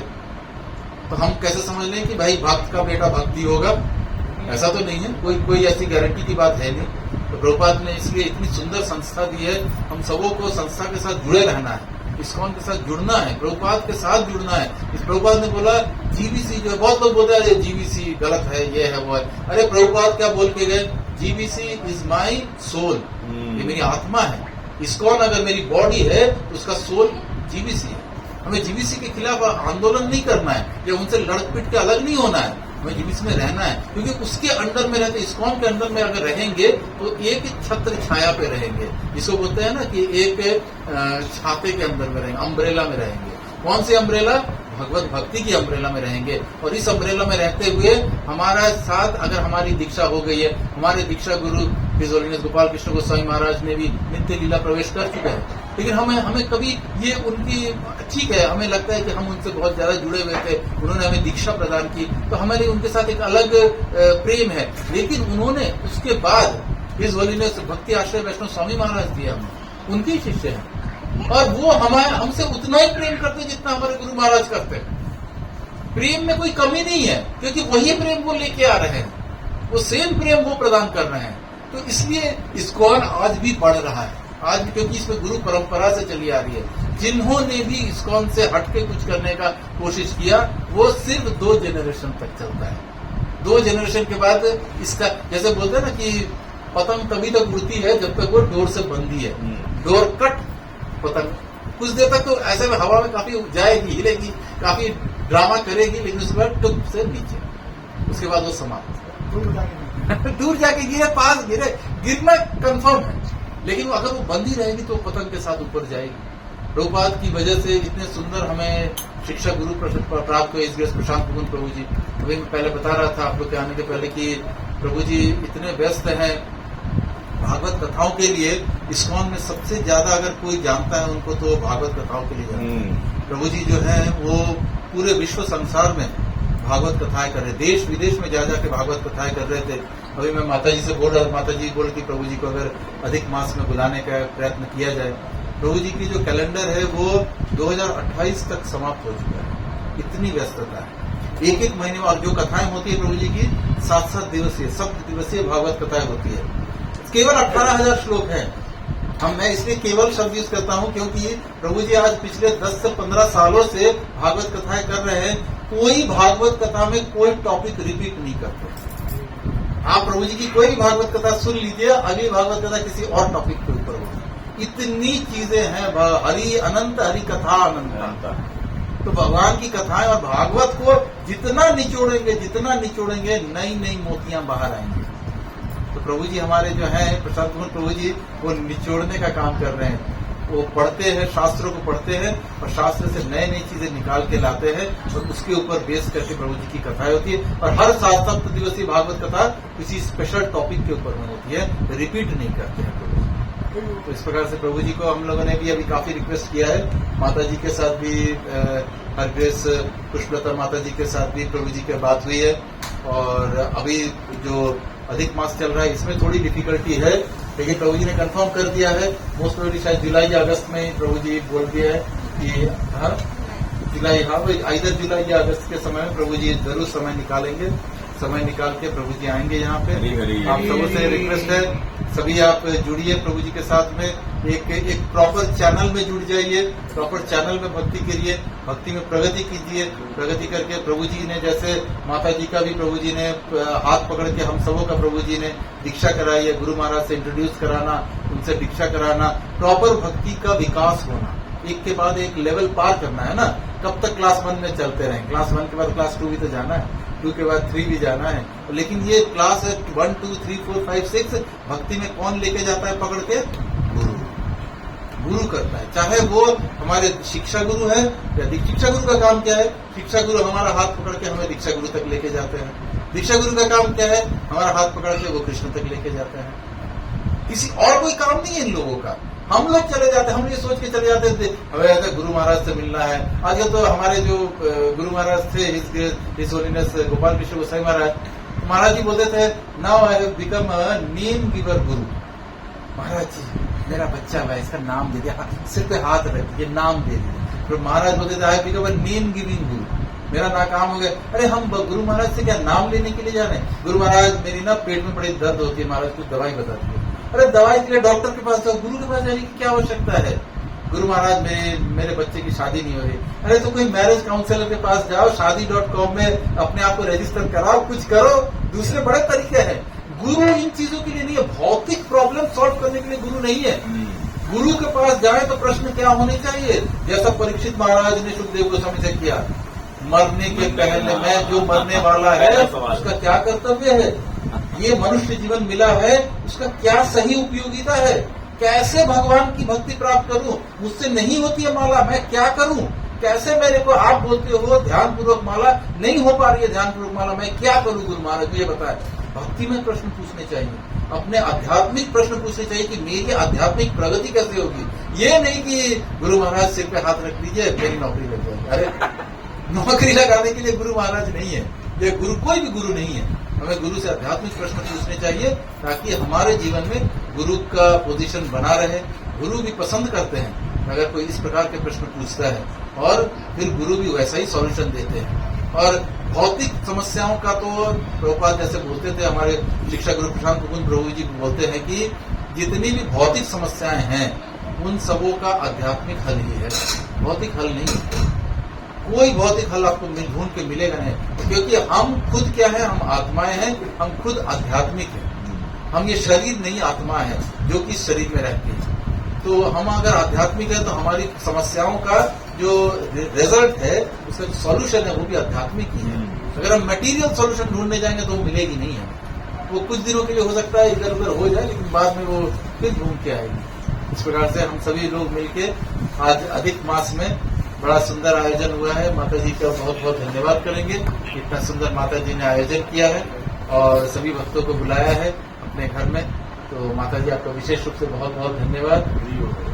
हरि हरि बोल। कथा अब एस प्रसाद मुकुंद प्रभु जी का मुखारविंद से हम सुनेंगे आप सबों के बीच में। तो बिल्कुल बिल्कुल सभी भक्त एक बार हाथ ऊपर करके महामंत्र का जप करते हैं, हरे कृष्णा कृष्णा कृष्णा हरे हरे, हरे राम राम हरे हरे। शिवाय के सभय चरणार्थ भक्त विदात सामुचिल प्रभुपाद की जय, प्रशांत मुकुंद प्रभु जी की जय, उपस्थित सभी भक्त वृंद की जय, जय गोसाई प्रभु जी की जय, गौ प्रेमानंदे। हमारे बीच में सुदक्षा गौरी माता जी भी है। हाँ प्रभु जी से आप लोग प्लीज अपना अपना इंट्रोडक्शन दे दें कि आप लोग कहाँ से आए हैं। यहीं से मादीपुर। अच्छा आप लोग मादीपुर से ही हैं। हरे कृष्ण प्रभु जी प्रणाम। हाँ। सॉरी समझ चाहूंगे। तो जैसे मैं वहाँ पे नांगलोर से हुई थी ना, तो हाँ। हम यहाँ पे 100 के समथिंग सभी भक्त के सभी डिवोटी, तो सभी एक साथ हम शुरुआत की थी हमने सब। बहुत अच्छा। हाँ, तो उसी में ये सारे प्रभु जी हैं। बहुत अच्छा। और अभी जगन्नाथ टेम्पल हमारा एक छोटा सा यहाँ पे, कहाँ पे टेम्पल है? ये मादीपुर में ही है। तो प्रभु जी सभी सेवा करते हैं, संकीर्तन निकालते हैं, बड़ी अच्छी भक्ति करते हैं। ऐसा नहीं है कि ये अभी स्टार्टिंग है, 11 साल हो गए उनके करते करते। बहुत अच्छा। अभी हम लोग कीर्तन करने गए हुए थे। अच्छा नगर संकीर्तन हाँ, में। फिर वो अभी 9 बजे आए थे। अच्छा अच्छा। कुछ वक्त से वो विश्राम करवा रहे, हाँ बाकी प्रसाद वसाद बांट रहे। नहीं नहीं, आप लोग सब इसमें द्वारका मंदिर में भी आइए, और द्वारका मंदिर में आप सबका स्वागत है। और जो भी आपको अगर यहाँ पे भी मंदिर आपको अच्छे से ये करना है, उसके लिए भी द्वारका मंदिर का एक स्पेशल एक प्रोग्राम चलता है, जिसमें कि वो लोग जहाँ पे भी लोग मंदिर बना रहे हैं या मंदिर कर रहे हैं, उनको अगर कोई सहयोगिता